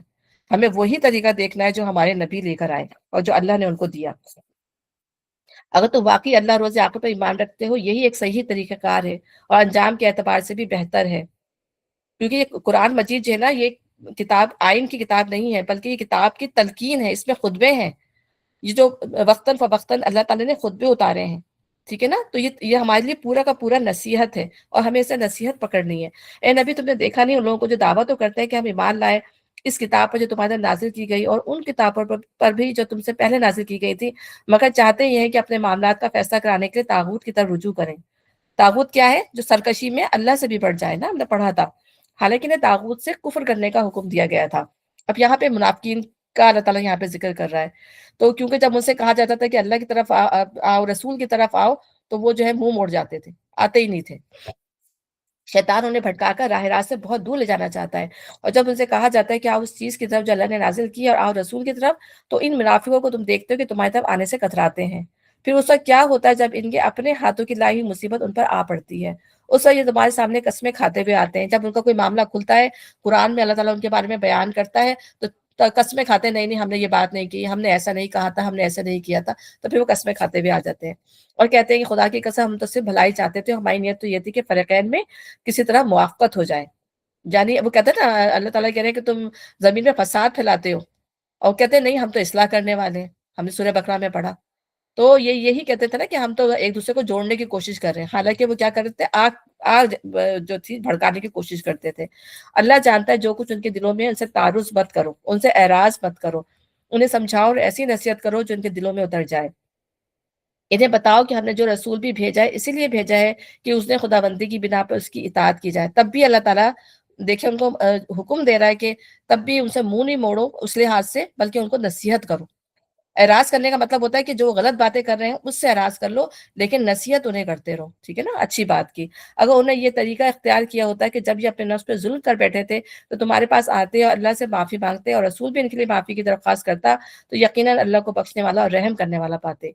نہیں ہے محمد، تمہارے رب کی قسم، یہ کبھی مومن نہیں ہو سکتے جب تک کہ اپنے باہمی اختلافات میں یہ تم کو فیصلہ کرنے والا نہ مان لیں، پھر جو کچھ تم فیصلہ کرو اس پہ اپنے دلوں میں کوئی بھی تنگی نہ رکھیں، بلکہ سر بسرے تسلیم کر لیں۔ یعنی اس آیت کا حکم صرف حضور کی زندگی تک محدود نہیں ہے، بلکہ قیامت تک کے لیے ہے۔ تو اس لیے نبی صلی اللہ علیہ وسلم نے کیا فرمایا کہ تم میں سے کوئی شخص مومن نہیں ہو سکتا جب تک کہ اس کی خواہش نفس اس طریقے کے تابع نہ ہو جائے جسے میں لے کر آیا ہوں، ٹھیک ہے نا، یا میں انہیں اپنی ماں باپ سے پیارا، اپنی جان سے پیارا نہ ہو جاؤں، ٹھیک ہے نا، تو وہ آدمی مسلمان نہیں ہو سکتا۔ اگر ہم نے انہیں حکم دیا ہوتا ہے کہ اپنے آپ کو ہلاک کر دو یا اپنے گھروں سے نکل جاؤ، تو ان میں سے کم ہی آدمی اس پہ عمل کرتے، ٹھیک ہے نا۔ جب ان سے پہلے تو وہ بڑا دعوے کرتے تھے کہ جنگ کیوں نہیں ہو رہی ہے اور ہمیں تو دبا کے رکھا گیا ہے، تو دعوے کیے، لیکن جب جنگ کا حکم آ گیا تو سب سے پہلے پیچھے ہو کے وہ بیٹھ گئے۔ تو یہاں پر تعالیٰ یہی فرما رہا ہے کہ یہ تو بڑی قربانی کیسے دیں گے جب یہ چھوٹی چھوٹی باتوں پر، نبی کے چھوٹے چھوٹے حکم پر یہ عمل نہیں کر رہے، تو یہ بڑی قربانی کیسے دیں گے؟ حالانکہ جو نصیحت انہیں کی جاتی ہے اگر اس پر عمل کرتے تو ان کے لیے زیادہ بہتری اور زیادہ ثابت قدمی کا موجب ہوتا، اور جب یہ ایسا کرتے تو ہم انہیں اپنی طرف سے بڑا اجر دیتے اور انہیں سیدھا راستہ دکھا دیتے۔ جو اللہ اور اس کے رسول کی اطاعت کرے گا وہ ان کے ساتھ ہوگا جن پہ اللہ نے انعام فرمایا ہے، یعنی انبیاء، صدیقین اور شہداء اور صالحین۔ اتنی بہترین آیت لگتی ہے۔ اللہ تعالیٰ ہمیں کوشش کرتے ہیں، اللہ تعالیٰ ہمیں توفیق دے کہ ہم ان لوگوں میں شامل ہوں، کیونکہ جب ہم سورہ فاتحہ پڑھتے ہیں تو وہ اس میں دعا کرتے ہیں نا، اہدنا الصراط المستقیم صراط الذین انعمت علیہم، تو یہ آپ یہ دیکھیں کہ اس کے اندر جو ہے یہ انبیاء، صدیقین اور صالحین، شہداء کا جو ہے دماغ میں رہنا چاہیے۔ ظاہر ہے بہت کمزور ہیں، اللہ تعالیٰ سے بار بار دعا کرتے ہیں اللہ تعالیٰ ہمیں توفیق دے، کمزور ہیں، ہمارے اندر برائیاں بہت زیادہ ہیں، لیکن اللہ سے اچھی امید انسان کو رکھنی چاہیے نا۔ اور پھر دوسری بات ہمیں یہ بھی اس سے پتہ چلتی ہے کہ نیک لوگوں کی صحبت اختیار کرنے سے ہمارے اندر جو ہے نیکی کے جذبات پیدا ہوتے ہیں۔ جب ہم نیکی کی محفلوں میں نہیں بیٹھیں گے، تو نہیں جائیں گے ایسی جگہوں پر، تو کیا ہوگا کہ شیطان ہم پر زیادہ وار کرے گا۔ تو ہمیں کوشش کرنی چاہیے کہ ہم کوئی نہ کوئی اچھی جو ہے محفل کو ضرور اختیار کریں۔ اسی طرح اپنی ہمیں دعا کرنی چاہیے نا، ربنا حب لنا من ازواجنا وذریاتنا قرۃ اعین، اس کی دعا کرنی چاہیے کہ اللہ تعالیٰ ہمارے بچے بھی اچھے ہوں، ہمارے ازواج بھی اچھے ہوں، انہیں متقین کا جو ہے وہ امام بنا۔ تو یہ تمام چیزیں ہیں، ظاہر ہے اگر ہم دعا کریں گے اور ہم عمل کریں گے تو اللہ تعالیٰ ضرور ہمیں جو ہے وہ اس کی توفیق دیں گے۔ پھر اسی طرح اس میں حدیث بھی ہے کہ تم قیامت کے دن ان کے ساتھ ہوگے جن سے تم محبت کرتے ہو۔ تو اب ہم یہ دیکھیں کہ ہم کس سے محبت کرتے ہیں۔ اب دیکھیں آج بچوں کے اندر یہ چیز بہت کم ہے کہ وہ صحابہ کرام سے اس طرح محبت کرتی ہے، نبی سے اس طرح محبت کرتی ہے، کیونکہ آج جو ہے سوشل میڈیا پہ اتنا کچھ آ گیا ہے، اتنے جو ہے وہ جو ہے کیا ہوتے ہیں وہ جو بڑے بڑے، میں نام ہی نکل گیا ان سے، کہ جو اداکار ہوتے ہیں، ایکٹرز ہوتے ہیں، ٹھیک ہے نا، ان کے دیوانے ہوئے ہوئے ہیں۔ ان کا نام لے لو، سب پتہ ہے ساری چیزیں، لیکن صحابہ کرام کا نام پوچھو تو کسی کا نام بھی نہیں پتا ہوگا، اور دین کے بارے میں کوئی علم نہیں ہوگا، ٹھیک ہے نا۔ تو پھر کیسے اچھے مسلمان بنیں گے جب انسان کو پتہ ہی نہیں ہوگا کہ ہمارے صحابہ کرام کون تھے،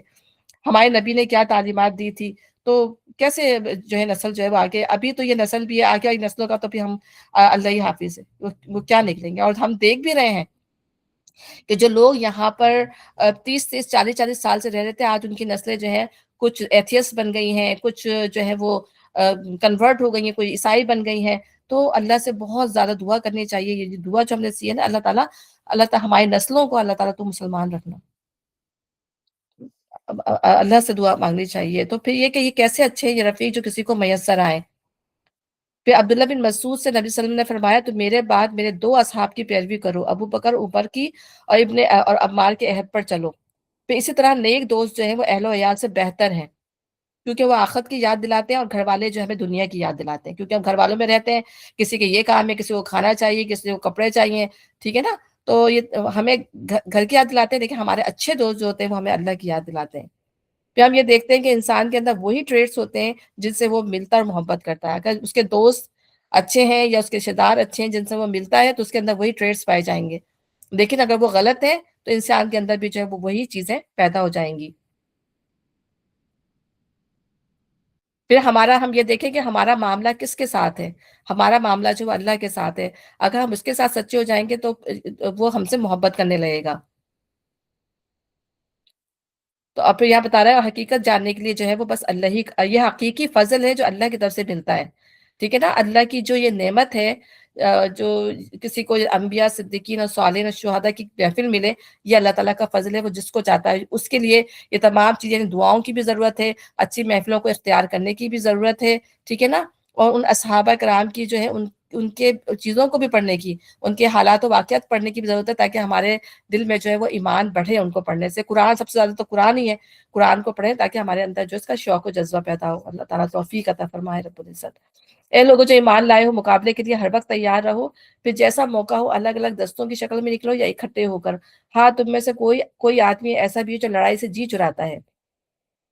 اگر تم پر کوئی مصیبت آئے تو کہتا اللہ نے مجھ پر بڑا فضل کیا کہ میں ان لوگوں کے ساتھ نہ گیا، اور اگر اللہ کی طرف سے تم پر فضل ہوتا ہے تو اس طرح کہتا ہے کہ گویا تمہارے اس کے درمیان محبت کا کوئی تعلق تھا ہی نہیں، کہ کاش میں بھی ان کے ساتھ ہوتا تو بڑا کام بن جاتا۔ ٹھیک ہے، سارا منافقین کا ذکر آ رہا ہے۔ ایسے لوگوں کو معلوم ہو کہ اللہ کے راہ میں لڑنا چاہیے، ان لوگوں کو جو آخرت کے بدلے دنیا کی زندگی کو فروغ کر دیں۔ پھر جو اللہ کی راہ میں لڑے گا، مارا جائے گا یا غالب رہے گا، اسے ضرور ہم اجر عظیم عطا کریں گے۔ آخر کیا وجہ ہے کہ تم اللہ کی راہ میں ان بے بس مردوں، عورتوں اور بچوں کی خاطر نہ لڑو جو کمزور پا کر دبا دیے گئے ہیں، اور فریاد کریں کہ خدایا ہم کو اس بستی سے نکال جس کے باشندے ظالم ہیں، اور اپنی طرف سے ہمارا کوئی حامی مددگار پیدا کر دے۔ یعنی وہ لوگ جو بیچارے بچے اور جو بوڑھے اور جو خواتین تھیں جو ہجرت نہیں کر سکے تھے مکہ سے، اور وہ مدد کے امیدوار تھے، جہاں پہ اللہ تعالیٰ ان کے مدافعت میں، ان کے فیور میں بات کر رہے ہیں۔ تو جن لوگوں نے ایمان کا راستہ اختیار کیا وہ اللہ کی راہ میں لڑتے ہیں، اور جنہوں نے کفر کا راستہ اختیار کیا وہ طاغوت کی راہ میں لڑتے ہیں۔ بس شیطان کے ساتھیوں سے لڑو اور یقین جانو کہ شیطان کی چالیں حقیقت میں نہایت کمزور ہیں۔ جیسے جھاگ بن جاتا ہے نا، بہت زور کا پانی بہے تو اس میں جھاگ بن جاتا ہے، تو وہ وقتی جھاگ ہوتا ہے،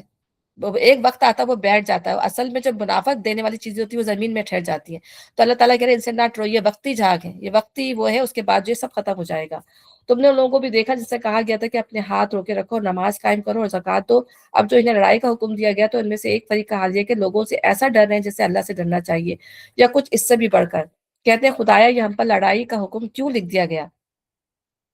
ایک مفہوم یہ کہ پہلے یہ لوگ خود جنگ کے لیے بےتاب تھے، بار بار کہتے تھے کہ صاحب ہم پر ظلم کیا جا رہا ہے، ہمیں ستایا جا رہا ہے، مارا جا رہا ہے، گالیاں دی جا رہی ہیں، آخر ہم کب تک صبر کریں؟ ٹھیک ہے نا، جب لڑائی کا حکم آ گیا۔ دوسرا مفہوم یہ ہے کہ جب تک مطالبہ نماز اور زکوٰۃ اور ایسے ہی بے خطر کاموں کا تھا اور جانے لڑانے کا کوئی سوال درمیان میں نہیں آیا تھا، یہ لوگ پکے دیندار تھے، اور جب جنگ کا حکم آ گیا تو پیچھے ہٹ گئے۔ تیسرا مفہوم یہ ہے کہ پہلے تو لوٹ کھسوٹ اور نفسانی لڑائیوں کے لیے ان کی تلوار ہر وقت نیام سے نکلی پڑتی تھی، دیکھا نا کیسے لڑتے تھے، اس میں مر بھی جائے تو ان کو کوئی مسئلہ نہیں تھا، لیکن اب اللہ کے لیے لڑنا پڑ رہا ہے تو ان کے لیے جو ہے مشکل ہو رہی ہے۔ کیوں نہ ہمیں ابھی کچھ اور مہلت دی جاتی، ان سے کہو دنیا کا سرمایہ زندگی تھوڑا ہے اور آخرت ایک خدا ترس انسان کے لیے زیادہ بہتر ہے، یعنی ڈرنے والے کے لیے اگر دیکھیں تو آخرت زیادہ بہتر ہے، اور تم پر ظلم ایک شمع برابر بھی نہ کیا جائے گا، رہی موت تو جہاں بھی تم ہو وہ بہرحال تمہیں آ کر رہے گی، خواہ تم کیسی ہی مضبوط عمارتوں میں ہو۔ جس سے ڈر کر وہ جو ہے وہ بھاگ رہے ہیں، تو وہ انسان اگر یہ سوچ لے کہ موت تو مجھے کبھی بھی آنی ہے تو کبھی بھی وہ ان چیزوں سے نہ بھاگے۔ اگر انہیں کوئی فائدہ پہنچتا ہے تو کہتے ہیں یہ اللہ کی طرف سے ہے، اگر کوئی نقصان پہنچتا ہے تو کہتے ہیں کہ تمہاری بدولت ہے، یعنی وہ فعل بد سمجھتے تھے نبی صلی اللہ علیہ وسلم کو، ان کے ساتھیوں کو، بالکل اسی طریقے سے جیسے موسیٰ علیہ السلام کو ان کے جو فرعون کے جو لوگ تھے وہ کیا سمجھتے تھے؟ فعل بد، کہ جب ان پہ کوئی عذاب آتا تھا تو کہتے تھے یہ تمہاری وجہ سے آیا ہے، ٹھیک ہے نا، تو فعل بد۔ تو اب یہاں پہ اللہ تعالیٰ فرما رہا ہے کہ آخر لوگوں کو کیا ہو گیا ہے کہ کوئی بات ان کی سمجھ میں نہیں آتی، اللہ کی طرف سے سب کچھ ہے۔ پھر اللہ تعالیٰ فرما رہا ہے کہ انسان تجھے جو بھلائی بھی حاصل ہوتی ہے اللہ کی عنایت سے ہوتی ہے، اور جو مصیبت تجھ پر آتی ہے وہ تیرے اپنے کسب و عمل کی بدولت ہے۔ تو انسان اگر یہ بات جان لے کہ جو کچھ بھی ہمارے ساتھ دنیا میں زندگی میں ہمارے ساتھ بہت معاملات ہو رہے ہوتے ہیں، ٹھیک ہے نا، اور ہم ان معاملات پر اگر جزا فضا کریں، صبر نہ کریں، ٹھیک ہے، اللہ کا شکر ادا نہ کریں، تو ظاہر سی بات ہے کہ ہم اللہ تعالیٰ کے شکر گزار بندے نہیں ہیں، ہم سچے مسلمان نہیں ہیں۔ تو اللہ تعالیٰ خود فرماتا ہے کہ جو اللہ پر ایمان لائے اللہ اس کے دل کو ہدایت بخشتا ہے، یعنی اس پر کوئی بھی مصیبت آ جاتی ہے تو اللہ کی ہدایت سے جو ہے وہ کہتا ہے نہیں یہ تو اللہ کی طرف سے تھا، کوئی بات نہیں، اللہ تعالیٰ پھر مجھ پہ اپنا کرم کر دے گا، یہ جو ہے آتا ہی رہتا ہے، انسان اوپر نیچے ہو ہی جاتی ہیں چیزیں۔ تب دیکھیں جب انسان یہ سوچتا ہے تو انسان کے لیے آسانیاں اللہ تعالیٰ انسان کے دل میں آسانیاں ڈال دیتا ہے۔ اور اس سے یہ بات بھی ثابت ہوتی ہے کہ مومن مصیبت میں بھی اللہ سے راضی رہتا ہے، کہ اس پہ کوئی بھی مصیبت آتی ہے تو وہ اللہ سے ناراض نہیں ہوتا۔ پھر اگر کوئی مصیبت آتی بھی ہے تو پھر اِنَّ لِلَّهِ پڑھ لیں،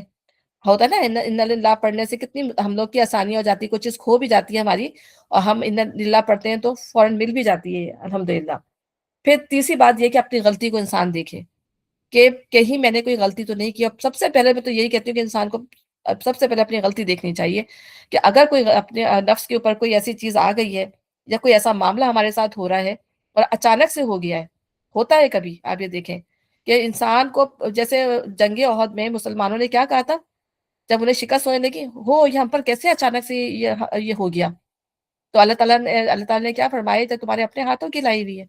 انسان کو نہیں سمجھ میں آ رہا ہوتا کہ ہم کیا غلطی کر رہے ہوتے ہیں جس کی وجہ سے اچانک ہم پہ کوئی مصیبت آ پڑتی ہے اور ہمیں پتہ بھی نہیں ہوتا کہ ہم نے، پھر انسان غور کرے سوچے تو پتہ بھی چل جاتا ہے کہ انسان ہاں میں نے یہ غلطی کی تھی، اور بعض دفعہ انسان کی پھر وہ اللہ تعالیٰ آزمائش بھی کر رہا ہوتا ہے، ٹھیک ہے نا؟ تو وہ بھی انسان یہ بھی اپنے دماغ میں رکھے، اگر اس کو اپنی کوئی برائی نہیں بھی یاد آ رہی ہو تو پھر یہ کہے کہ اللہ تعالیٰ تیری طرف سے آزمائش ہے، تو اس میں بھی انسان صبر کرے اور پھر انسان اس میں اپنا محاسبہ کرے، کیونکہ ہر انسان کے اوپر جو بھی مشکل آتی ہے وہ انسان کے لیے جو ہے ایک لرننگ اپورچونٹی ہوتی ہے، اس کو کچھ نہ کچھ سبق دینے کے لیے آتی ہے، انسان کو اس سے سبق حاصل کرنا چاہیے، یہ نہیں کہ انسان جو ہے وہ شور شرابہ کرے۔ اے محمد صلی اللہ علیہ وسلم، ہم نے تم لوگوں کے لیے رسول بنا کر بھیجا ہے اور اس پر اللہ کی گواہی کافی ہے۔ یہ سب مجھے بھی کرنا چاہیے، میں یہ نہیں بول رہی میں آپ لوگوں کو بتا رہی ہوں، اور یہ جو ہے 100% جو ہے وہ میرے اوپر بھی لاگو ہوتا ہے۔ بہت ساری چیزیں ہیں جو میں نہیں کر پا رہی ہوتی ہوں، ٹھیک ہے نا؟ اور ظاہر ہے اس سے بتا دینا، کیونکہ پڑھنا اور بول دینا جو ہے وہ آسان کام ہوتا ہے، عمل کرنا جو ہے وہ بہت مشکل ہے، ٹھیک ہے نا؟ جب بھی اللہ تعالیٰ خود کہتے ہیں کہ انسان کی جو ہے وہ صحیح دیکھی جائے گی، کہ وہ اس کی جو ہے کوشش دیکھی جائے گی، وہ کیا کر رہا ہے، وہ کیا لے کر آیا ہے۔ تو ہم باتیں کرتے ہیں کیونکہ اللہ تعالیٰ نے ہمیں بتانے کا حکم دیا ہے، ہم ایک دوسرے کو حق بات کی تلقین کرتے ہیں، اس کا مطلب یہ نہیں ہے کہ اگر میں آپ کو بتا رہی ہوں تو میں بہت پاک ہوں یا دھلی بھی ہوں، نہیں، میرے اندر بھی اتنی خرابیاں ہیں، اتنی ہے، اور اللہ تعالیٰ مجھے توفیق دے کہ میں اپنے اندر کی ہر گندگی کو، ہر برائی کو جو ہے اللہ کی رضا سے جو ہے وہ دور کروں، ٹھیک ہے نا؟ ہم سب کو اپنا محاسبہ کرنا چاہیے۔ بہت خوبصورت باتیں ہیں، ظاہر ریمائنڈرز ہیں ہمارے لیے، اور ہمیں ان کو اختیار کرنا چاہیے، اپنا محاسبہ کرنا چاہیے۔ اے محمد صلی اللہ علیہ وسلم، ہم نے تم کو لوگوں کے لیے رسول بنا کر بھیجا ہے، اس پر اللہ کی گواہی کافی ہے۔ جس نے رسول کی اطاعت کی اس نے دراصل اللہ کی اطاعت کی، اور جو منہ موڑ گیا تو بہرحال ہم نے تمہیں ان لوگوں پر پاسبان بنا کر نہیں بھیجا۔ تو ہم سب کی ذمہ داری کتنی ہے؟ صرف بتا دینا، ٹھیک ہے؟ اور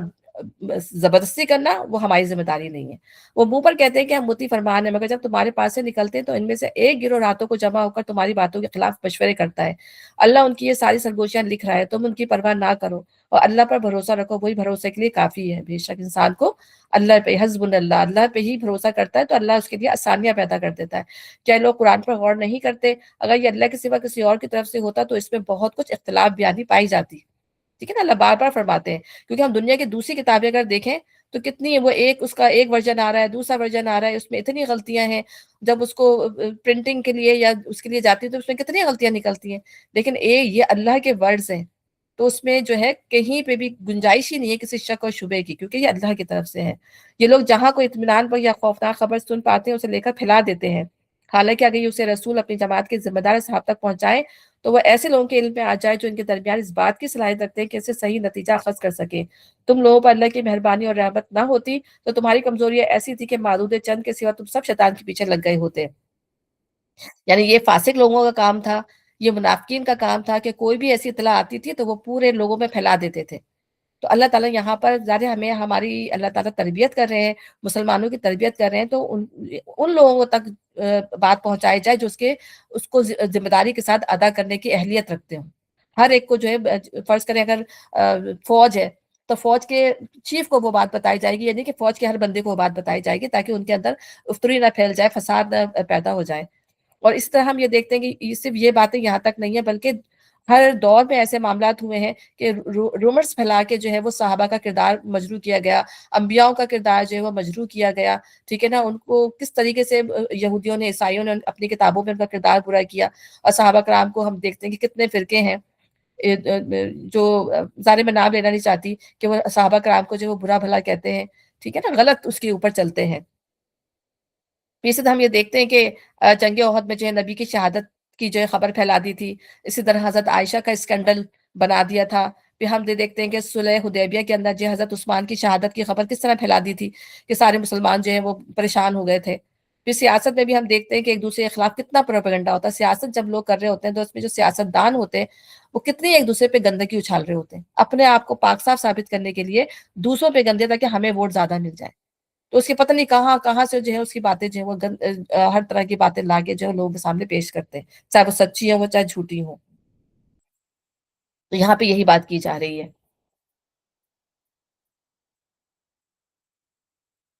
پھر نبی صلی اللہ علیہ وسلم نے کیا فرمایا کہ نبی صلی اللہ علیہ وسلم نے فرمایا کہ اس چیز کے پیچھے نہ پڑو جس کا تم کو علم نہیں، کیونکہ ظاہر ہے ہماری آنکھوں کانوں جو ہے دل کی ہر چیز کی جو ہے وہ پوچھ ہونی ہے، تو انسان ان چیزوں کے اوپر پڑھے ہی نہ۔ پھر یہ ہے کہ کسی کے جھوٹا ہونے کے لیے یہی کافی ہے کہ سنی سنائی باتوں کو آگے فارورڈ کر دے۔ پھر ہم یہ بھی دیکھیں کہ ہم جو ہے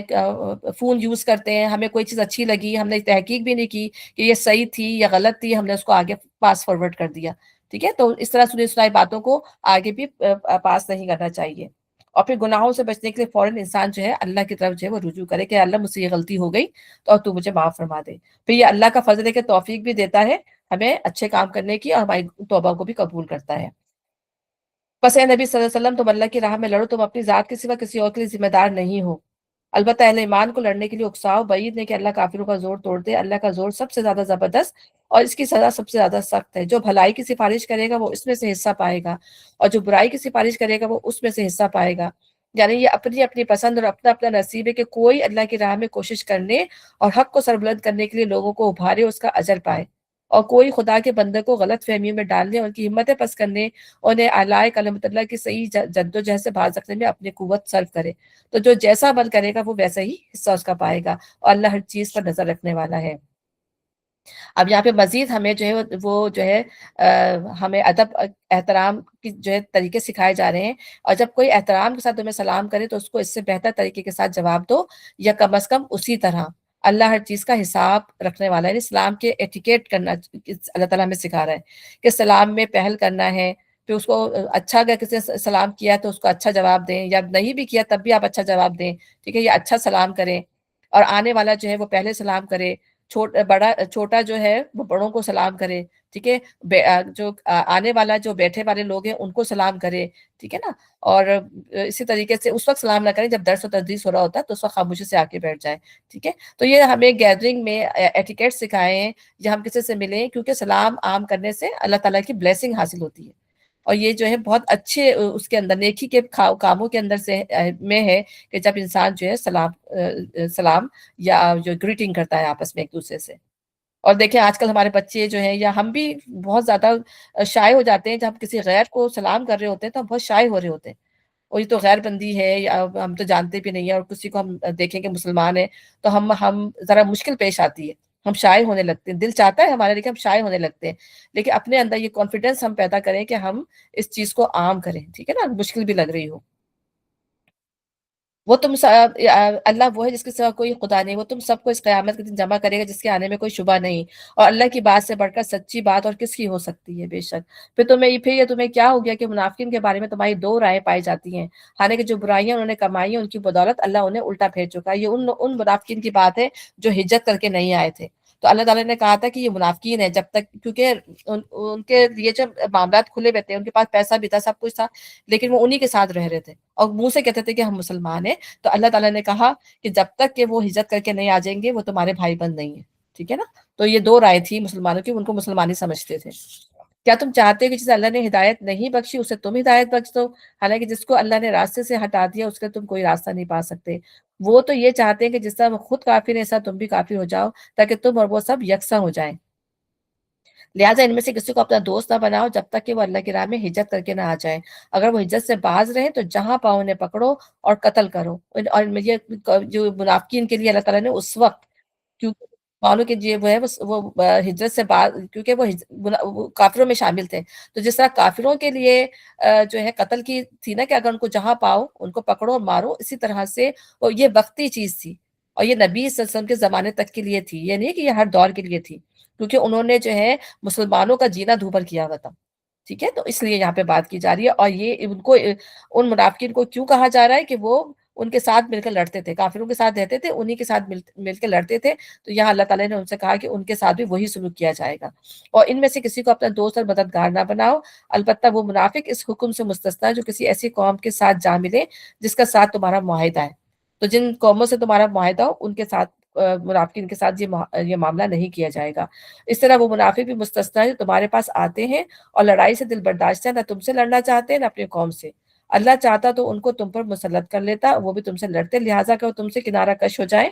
اور لڑنے سے باز رہیں اور تمہاری طرف صلح عاشی کا ہاتھ بڑھائیں، تو اللہ نے تمہارے لیے ان پر کوئی دست درازی کی کوئی سبیل نہیں رکھی۔ ایک اور قسم کے منافق تمہیں ایسے ملیں گے جو چاہتے ہیں کہ تم سے بھی امن میں رہیں اور اپنی قوم سے بھی امن میں رہیں،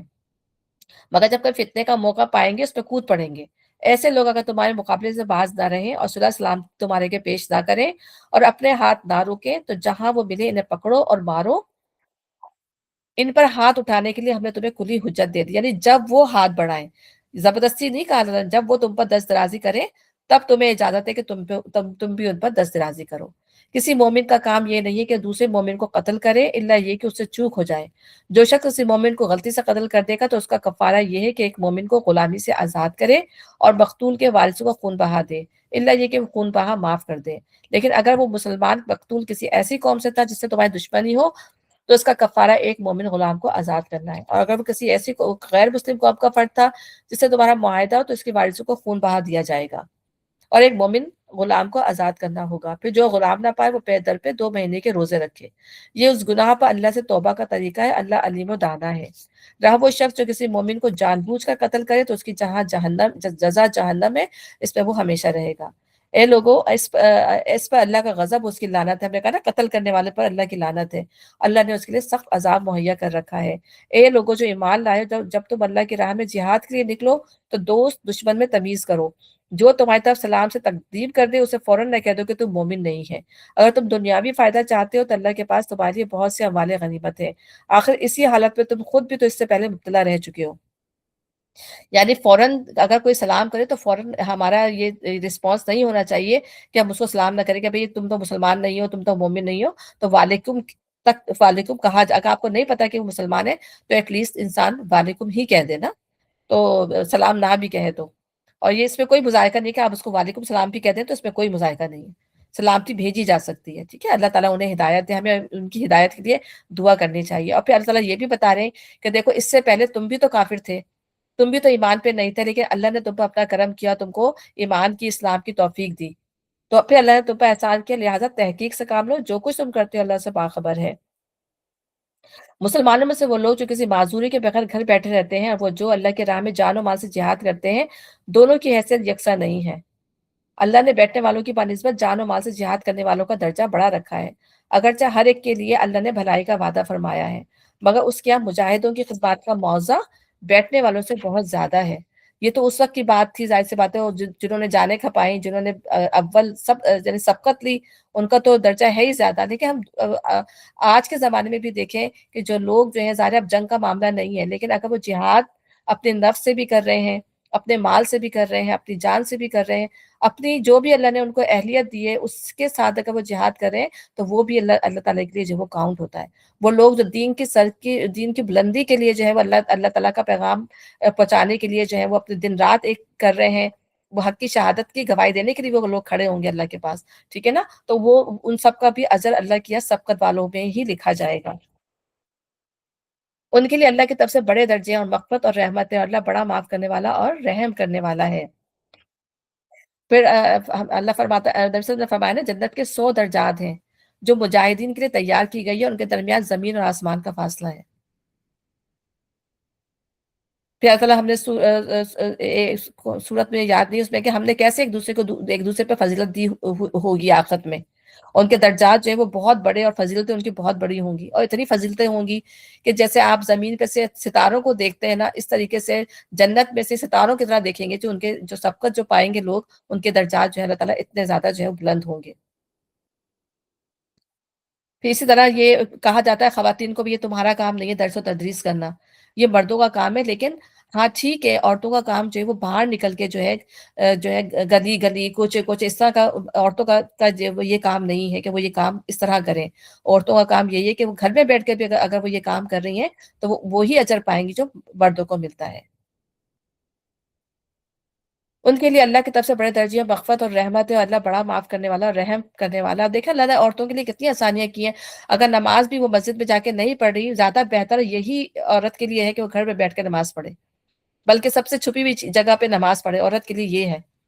لیکن اگر وہ جا کے پڑھتی ہے تو اسے منع نہیں کیا گیا، ٹھیک ہے نا؟ تو اللہ تعالیٰ نے عورتوں کے درجے، اگر وہ گھر میں اپنے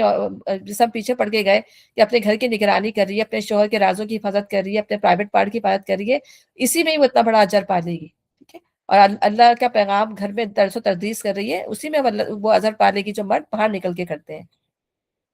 جو لوگ اپنے نفس پر ظلم کر رہے تھے، ان کی روحیں جب فرشتوں نے قبض کی تو ان سے پوچھا کہ تم کس حال میں مبتلا تھے؟ انہوں نے جواب دیا کہ ہم زمین میں کمزور اور مجبور تھے۔ فرشتوں نے کہا کہ اللہ کی زمین وسیع تھی کہ تم اس پہ ہجرت کرتے۔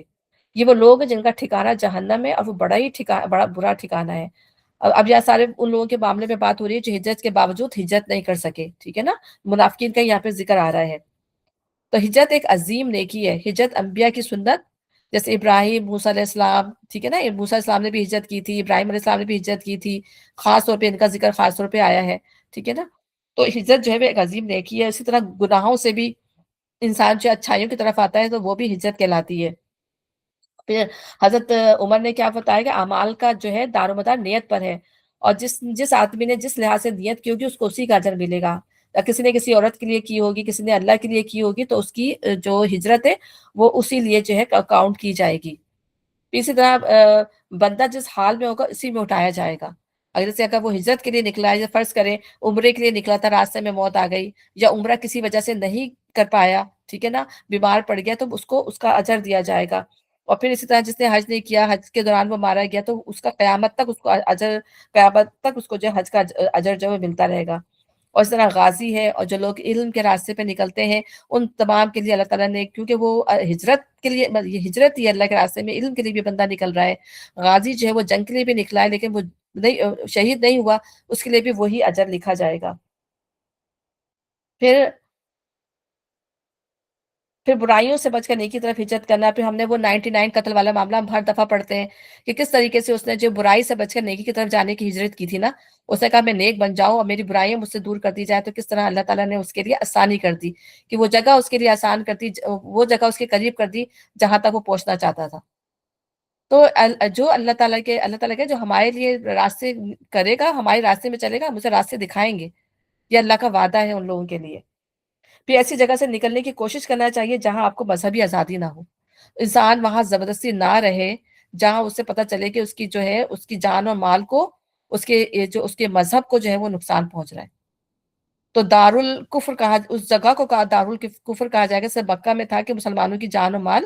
اور ان کا مذہب جو تھا وہ داؤ پہ لگ گیا تھا۔ تو ہر وہ جگہ جہاں پر اس طرح کی کیفیت پیش آ جائے، انسان کو وہاں سے ہجرت کر لینی چاہیے، زبردستی نہیں رکنا چاہیے، ٹھیک ہے نا؟ کوئی بہانہ نہیں ہے اس کا جو ہے اس لحاظ سے۔ اور جب تم سفر کے لیے نکلو تو کوئی مذائقہ نہیں اگر نماز میں اختصار کر دو، ٹھیک ہے نا؟ اب یہ کثرت کی بات کی جا رہی ہے۔ جبکہ تمہیں اندیشہ ہو کہ کافر تمہیں ستائیں گے کیونکہ وہ کھلم کھلا تمہاری دشمنی پر تلے ہوئے ہیں، اور اے نبی جب تم مسلمانوں کے درمیان ہو اور حالت جنگ میں انہیں نماز پڑھانے کھڑے ہو تو چاہیے کہ ان میں سے ایک گروہ تمہارے ساتھ کھڑا ہو اور اسلحہ لیے رہے، پھر جب وہ سجدہ کر لے تو پیچھے چلا جائے، اور دوسرا گروہ جس نے ابھی نماز نہیں پڑھی ہے آ کر تمہارے ساتھ جو ہے وہ نماز پڑھے، اور وہ بھی چکنا رہے، اپنے اسلحہ لیے رہے، کیونکہ کفار اس طاق پہ ہے کہ تم اپنے ہتھیاروں، اپنے سامان کی طرف سے ذرا غافل ہو وہ تم پر یکبار کی ٹوٹ پڑے۔ دیکھیں اللہ تعالیٰ دنیا کے اسباب، دنیا میں بار بار میں بتاتی ہوں نا کہ دنیا کے اسباب دنیا ہی کی طرح سے حل کرتے ہیں۔ جنگ میں چاہتا تو اللہ تعالیٰ آسانیاں دوسری طرح سے بھی پیدا کر سکتا تھا، لیکن اللہ تعالیٰ نے عبادت بھی رکھی اور اسباب بھی اختیار کرو، یعنی چاہے ایک ہی رکعت پڑھو لیکن اسلحہ لے رہو اور دشمنوں کی طرف سے غافل نہ ہو۔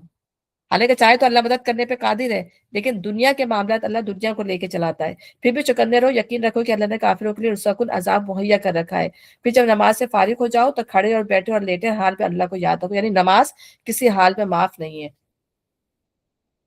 اور جب اطمینان نصیب ہو جائے تو پوری نماز پڑھو۔ نماز در حقیقت ایسا فرض ہے جو پابندی وقت کے ساتھ اہل ایمان پر لازم کیا گیا ہے، یعنی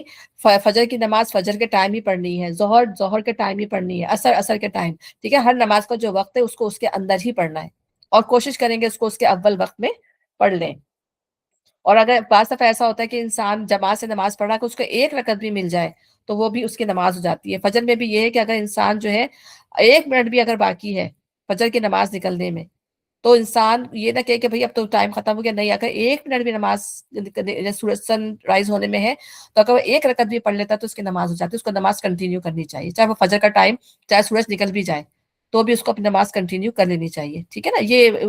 عادت نہیں بنا لینی چاہیے، یہ اس وقت کی بات کی جا رہی ہے جب انسان کی نماز چھوٹ جائے اس وقت۔ اے نبی، ہم نے یہ کتاب حق کے ساتھ تمہاری طرف نازل کی تاکہ جو راہ راست اللہ نے تمہیں دکھائی ہے اس کے مطابق لوگوں کے درمیان فیصلہ کرو، تم بددیانت لوگوں کی طرف سے جھگڑنے والے نہ بنو اور اللہ سے درگزر کی درخواست کرو، وہ بڑا درگزر کرنے والا اور رحیم ہے۔ جو لوگ اپنے نفس سے خیانت کرتے ہیں تم ان کی حمایت نہ کرو، اللہ کو ایسا شخص پسند نہیں ہے جو خیانت کار اور معصیت پیشہ ہو۔ یہ لوگ انسانوں سے اپنی حرکات چھپا سکتے ہیں مگر اللہ سے نہیں چھپا سکتے، یہ ہم پہلے بھی پڑھ چکے ہیں۔ یہ ایک انصار کے جو لوگوں میں سے کچھ آدمی تھے، منافقوں کی طرح ہی تھے، انہوں نے ایک یہود پر الزام لگا دیا تھا، تو پھر وہ معاملہ جو ہے نبی صلی اللہ علیہ وسلم کے پاس چلا گیا اور انہوں نے اتنی مطلب وہ اپنے آپ کو مسلمان شو کیا، اپنے آپ کو اتنا اچھا شو کیا، اور یہودیوں کو کہا کہ اس نے چوری کی ہے، اور نبی صلی اللہ علیہ وسلم کو ظاہر غیب کا علم تو نہیں تھا، تو اس طرح اپنی چکڑی چپڑوں باتوں سے جو ہے نبی صلی اللہ علیہ وسلم کو انہوں نے وہ کر لیا، اور نبی صلی اللہ علیہ وسلم فیصلہ دینے ہی والے تھے کہ اللہ تعالیٰ کی طرف سے حکم آ گیا کہ تم جو خیانت کرنے والے لوگوں کی طرف سے، کیونکہ وہ اپنے نفس سے خیانت کر رہے تھے، وہ جھوٹ بول رہے تھے، جو شخص جھوٹ بول رہا ہوتا ہے اسے پتا ہوتا ہے کہ میں غلط کام کر رہا ہوں، وہ نفس سے خیانت کر رہا ہوتا ہے۔ تو اللہ تعالیٰ یہاں پہ یہی کہہ رہا ہے کہ تم ان لوگوں کی طرف سے نہ لڑو جو اپنے نفس سے خیانت کر رہے تھے، ان کی حمایت نہ کرو۔ اللہ کو ایسا شخص پسند نہیں ہے جو خیانت کار اور معصیت پیشہ ہو۔ یہ لوگ انسانوں سے اپنی حرکات چھپا سکتے ہیں مگر اللہ سے نہیں چھپا سکتے، وہ تو اس وقت بھی ان کے ساتھ ہوتا ہے جب یہ راتوں کو چھپ کر اس کی مرضی کے خلاف مشورے کرتے ہیں، ان کے سارے اعمال پر اللہ محیط ہے۔ ہاں، تم لوگوں نے ان مجرموں کی طرف سے دنیا کی زندگی میں تو جھگڑا کر لیا، مگر قیامت کے روز ان کی طرف سے کون جھگڑا کرے گا؟ آخر وہاں کون ان کا وکیل ہوگا؟ اگر کوئی شخص برا فعل کر گزرے یا اپنے نفس پر ظلم کر جائے اور اس کے بعد اللہ سے درگزر کی درخواست کرے تو اللہ کو درگزر کرنے والا اور رحیم پائے گا۔ اللہ تعالیٰ کتنا مہربان ہے کہ بعض دفعہ جو ہے ہم سے جانے انجانے میں غلطیاں ہو جاتی ہیں، ہم اپنے نفس پہ ظلم کر دیتے ہیں، لیکن ہم فوراً ہی اللہ تعالیٰ کی، ہم نے کل پڑھا نا کہ انسان اگر فوراً ہی توبہ کر لے تو اللہ تعالیٰ جو ہے اس کے اوپر پھر اپنے نظر کرم جو ہے وہ کر لیتا ہے۔ اور اللہ تعالیٰ نے یہ بھی سورہ زمر میں پڑھایا کہ انسان کو اللہ تعالیٰ کی رحمت سے، لا تقنطوا فی رحمت اللہ، اللہ تعالیٰ کی رحمت سے انسان جو ہے مایوس نہ ہو، کیونکہ اب وہ اپنے بندوں کی گناہوں توبہ کو جو ہے قبول کرتا ہے، ان کے گناہوں کو جو ہے وہ معاف کر دیتا ہے۔ مگر جو برائی کما لے، یعنی جس نے جان بوجھ کر یہ کام کیا، تو اس کے لیے وبال ہوگی۔ اللہ کو سب باتوں کی خبر ہے اور وہ حکیم و دانا ہے۔ پھر جس نے کوئی خطا یا گناہ کر کے اس کا الزام کسی بے گناہ پہ تھوپ دیا، یعنی بہتان لگا دیا، تو اس نے تو بڑے بہتان اور سرئی گناہ کا بار، یعنی بہتان لگانا کبیرہ گناہوں میں سے ہے، اور اس کے لیے جو ہے اللہ تعالیٰ سے بہت ندامت اور معافی کے ساتھ جو ہے وہ انسان کرے گا، اور جس پہ بہتان لگایا ہوگا اس کی پاک دامنی کا ثبوت دے گا۔ ہم یہ دیکھتے ہیں حضرت یوسف پہ کیسے بہتان لگایا گیا تھا، ٹھیک ہے نا؟ اور پھر اس کی بھی بات کیسے کھلی تھی سب کے سامنے، جو زلیخا جس کو کہا جاتا ہے اس کی بات سب کے سامنے کیسے کھولی گئی تھی۔ تو کوئی غلطی کرے اور خود کو بچانے کے لیے اور دوسروں پہ الزام لگا دے، اس کو بہتان کہا جاتا ہے۔ اس لیے دین پر عمل کرنے کے لیے انسان کو سچا ہونا بہت ضروری ہے۔ اے نبی، اگر اللہ کا فضل تم پر نہ ہوتا، اس کی رحمت تمہاری شامل حال نہ ہوتی، تو ان میں سے ایک گروہ نے تو تمہیں غلط فہمی میں مبتلا کرنے کا فیصلہ کر ہی لیا تھا، حالانکہ در حقیقت وہ خود اپنے سوا کسی کو غلط فہمی میں مبتلا نہیں کر رہے تھے اور تمہارا کوئی نقصان نہ کر سکتے تھے۔ وہی انصار میں نے جن کا بتایا، انہوں نے اپنی باتوں سے بالکل نبی صلی اللہ علیہ وسلم کو راضی کر لیا تھا، لیکن یہ اللہ کا کرم تھا کہ اللہ تعالیٰ نے فوراً ہی پر وقت فیصلہ کروایا۔ اللہ نے تم پر کتاب اور حکمت نازل کی ہے اور تم کو وہ کچھ بتایا جو تمہیں معلوم نہ تھا، اس کا فضل تم پر بہت ہے نا؟ اللہ تعالیٰ ظاہر جب بھی اللہ تعالیٰ جو ہے نبی صلی اللہ علیہ وسلم کی ہر جگہ پہ جو ہے وہ رہنمائی فرما رہے تھے۔ لوگوں کی خفیہ سرگوشیوں میں اکثر و بیشتر کوئی بھلائی نہیں ہوتی۔ ہاں، اگر کوئی پوشیدہ طور پر صدقہ خیرات کی تلقین کرے یا کسی نیک کام کے لیے یا لوگوں کے معاملات میں اصلاح کرنے کے لیے کسی سے کچھ کہے تو یہ البتہ بھلی بات ہے، اور جو کوئی اللہ کی رضا جوئی کے لیے ایسا کرے گا اسے ہم بڑا اجر عطا کریں گے۔ اور زیادہ تر سرگوشیوں میں برائیاں ہی ہوتی ہیں، اللہ تعالیٰ نے منع کیا ہے۔ دیکھیں، چھوٹی چھوٹی باتیں ہیں، دیکھیں اللہ تعالیٰ ہماری اصلاح کر رہا ہے کہ محفل میں بیٹھ کر ایسے کام بندہ نہ کرے کہ تیسرا بندے کو محسوس ہو کہ شاید یہ بات جو ہے مجھے کہی جا رہی ہے، لیکن ہاں یہ ہے کہ کسی کو اچھی بات بتانی ہے، ٹھیک ہے، کوئی صدقے خیرات کی کوئی بات بتانی ہے، ٹھیک ہے، اس طرح کی بات جو ہے وہ ضرور کی جا سکتی ہے، لیکن اس کے علاوہ نہیں۔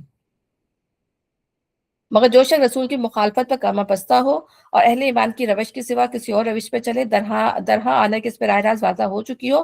تو اس کو ہم اسی طرف چلائیں گے جدھر وہ خود پھر گیا، اسے جہنم میں جھونکیں گے جو بدترین جائے قرار ہے۔ اللہ کے یہاں بس شرک کی بخشش نہیں ہے، اس کے سے وہ سب کچھ معاف ہو سکتا ہے جسے وہ معاف کرنا چاہے۔ جس نے اللہ کے ساتھ کسی کو شریک ٹھہرایا وہ تو گمراہی میں بہت دور نکل گیا۔ وہ اللہ کو چھوڑ کر دیویوں کو معبود بناتے ہیں، وہ اس باقی شیطان کو معبود بناتے ہیں جس کو اللہ نے لعنت زدہ کیا۔ وہ اس شیطان کی اطاعت کریں جس نے اللہ سے کہا تھا کہ میں تیرے بندوں میں سے ایک مقرر حصہ لے کے رہوں گا،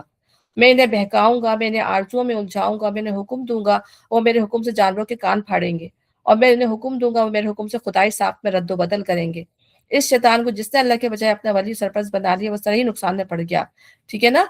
ہاتھ پیچھے بھی آگے بھی آئے گا کہ وہ لمبی امیدیں، وہ حسرت دلائے گا، وہ آرزوؤں میں الجھائے گا۔ ٹھیک ہے نا؟ تو ہم کیا کرتے ہیں، ہم ہمیں کس طرح شیطان جو ہے وہ چیزوں کو اچھا بنا کر جو ہے پیش کرا ہوتا ہے۔ ہم ڈرامے دیکھ رہے ہوتے ہیں، ٹھیک ہے، ہم بڑے ارے یہ تو بہت سبق آموز ڈرامہ ہے، اس میں چاہے کتنی بے حیائی کیوں نہ ہو، دنیا زبانی کی گندگی کیوں نہ ہو، لیکن نہیں، اس سے سبق تو کم ملتا ہے، اس میں دوسری چیزیں زیادہ ہوتی ہیں۔ تو شیطان جو ہے نا چیزوں کو اتنا کھلا خوش نما بنا کر دکھاتا ہے کہ انسان جو اس میں انوالو ہو جاتا ہے۔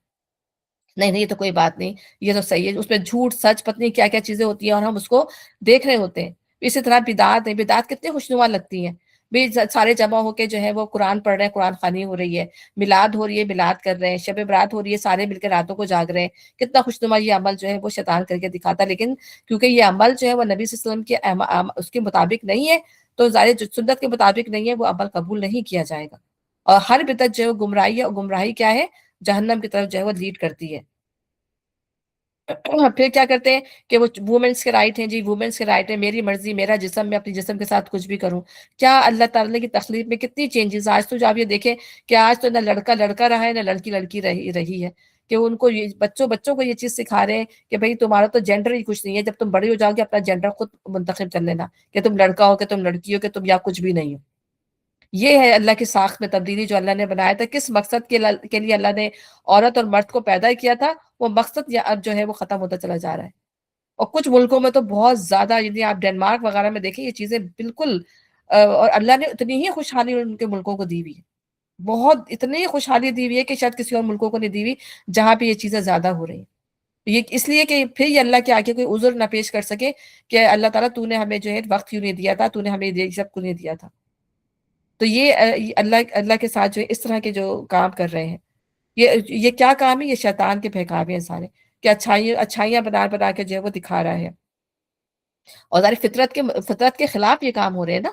جو چیز فطرت کی چیزیں تھیں وہ فطرت کے اگینسٹ جائیں گے، تو آپ دیکھیں کہ کتنا کچھ زمانے میں جو ہے برائی آ گئی ہے، بے حیائی آ گئی ہے، فحاشی آ گئی ہے، بیماریاں آ گئی ہیں، طرح طرح کی ایسی ایسی بیماریاں جن کا کبھی زندگی میں تصور نہیں کیا تھا، ایسی ایسی بیماریاں آ گئی ہیں۔ اللہ تعالیٰ ہمیں محفوظ رکھے ان چیزوں سے۔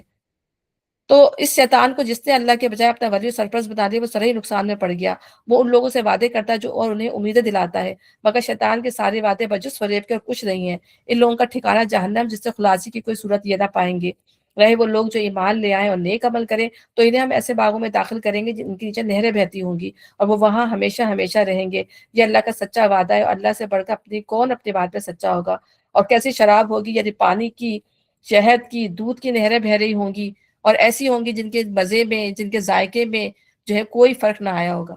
اور وہ پھر دنیا کے جو چیزیں نا اس سے نکلی بھی نہیں ہوں گی۔ آپ یہ دیکھیں کہ یہ جیسے جو مکھی ہوتی ہے اس کی کتنی چیزیں نکلتی ہیں نا، ویکس ہوتی ہے اس میں، شہد جب نکالتے ہیں تو اس شہد میں کتنی آلودگیاں ہوتی ہیں، اس کو نکالا جاتا ہے، اس کو فلٹر کیا جاتا ہے، لیکن وہ نہریں ہوں گی۔ دودھ کو اب ایک دفعہ باہر رکھ دیں تو سڑ جاتا ہے، بدبو آ جاتی ہے۔ پانی کو بھی زیادہ دیر رکھے تو اسٹیگننٹ رکھے پانی کو تو وہ بھی خراب ہو جاتا ہے، لیکن وہ نہریں ہوں گی وہ کسی جانور سے نکلی بھی نہیں ہوں گی، یا کسی مکھی سے یا اس سے نہیں نکلی ہوئی ہوں گی۔ تو اللہ تعالیٰ ایسی ہمیں جو شراب جو ہوگی وہ پھلوں کو سڑا کے نہیں بنائی جائے گی، وہ بھی زمین سے اللہ تعالیٰ نہریں نکالے گا اس کی۔ تو اللہ تعالیٰ ہمیں اتنے خوشگوار جو ہے وہ وعدے اللہ تعالیٰ ہمیں دے رہا ہے، لیکن ہم جو ہے ظاہر سی بات ہے کہ اس کو بس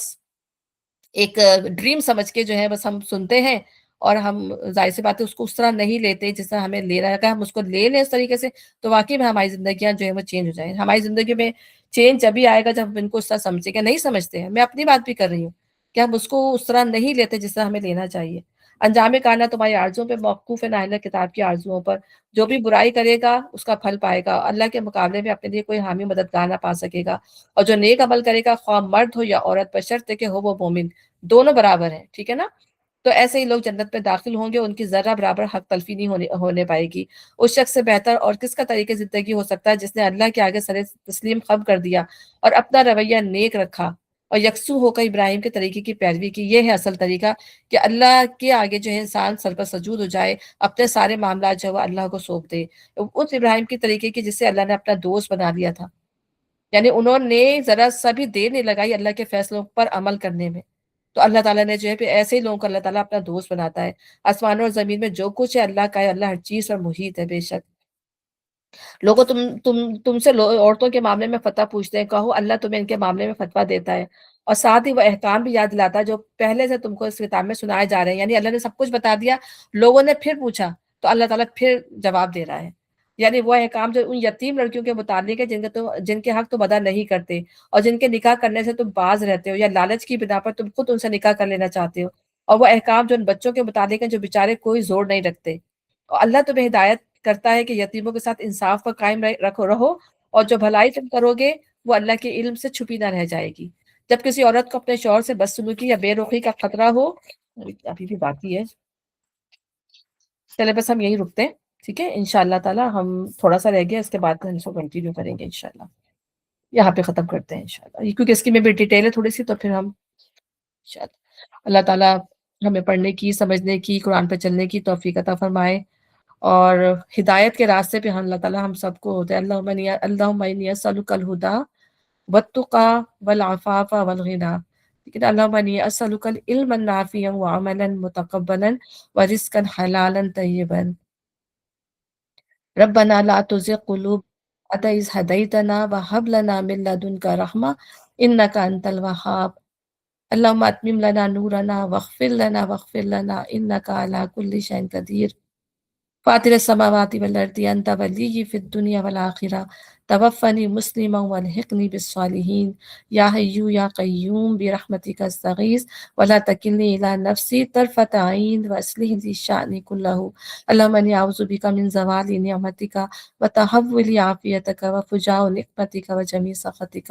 ربنا تقبل منا إنك أنت السميع العليم وتب علينا إنك أنت التواب الرحيم۔ السلام علیکم ورحمۃ اللہ وبرکاتہ۔ وعلیکم السلام ورحمۃ وعلیکم اللہ السلام ورحمۃ اللہ وبرکاتہ۔ جزاک اللہ خیر۔ جزاک اللہ خیرا کثیرا۔ اللہ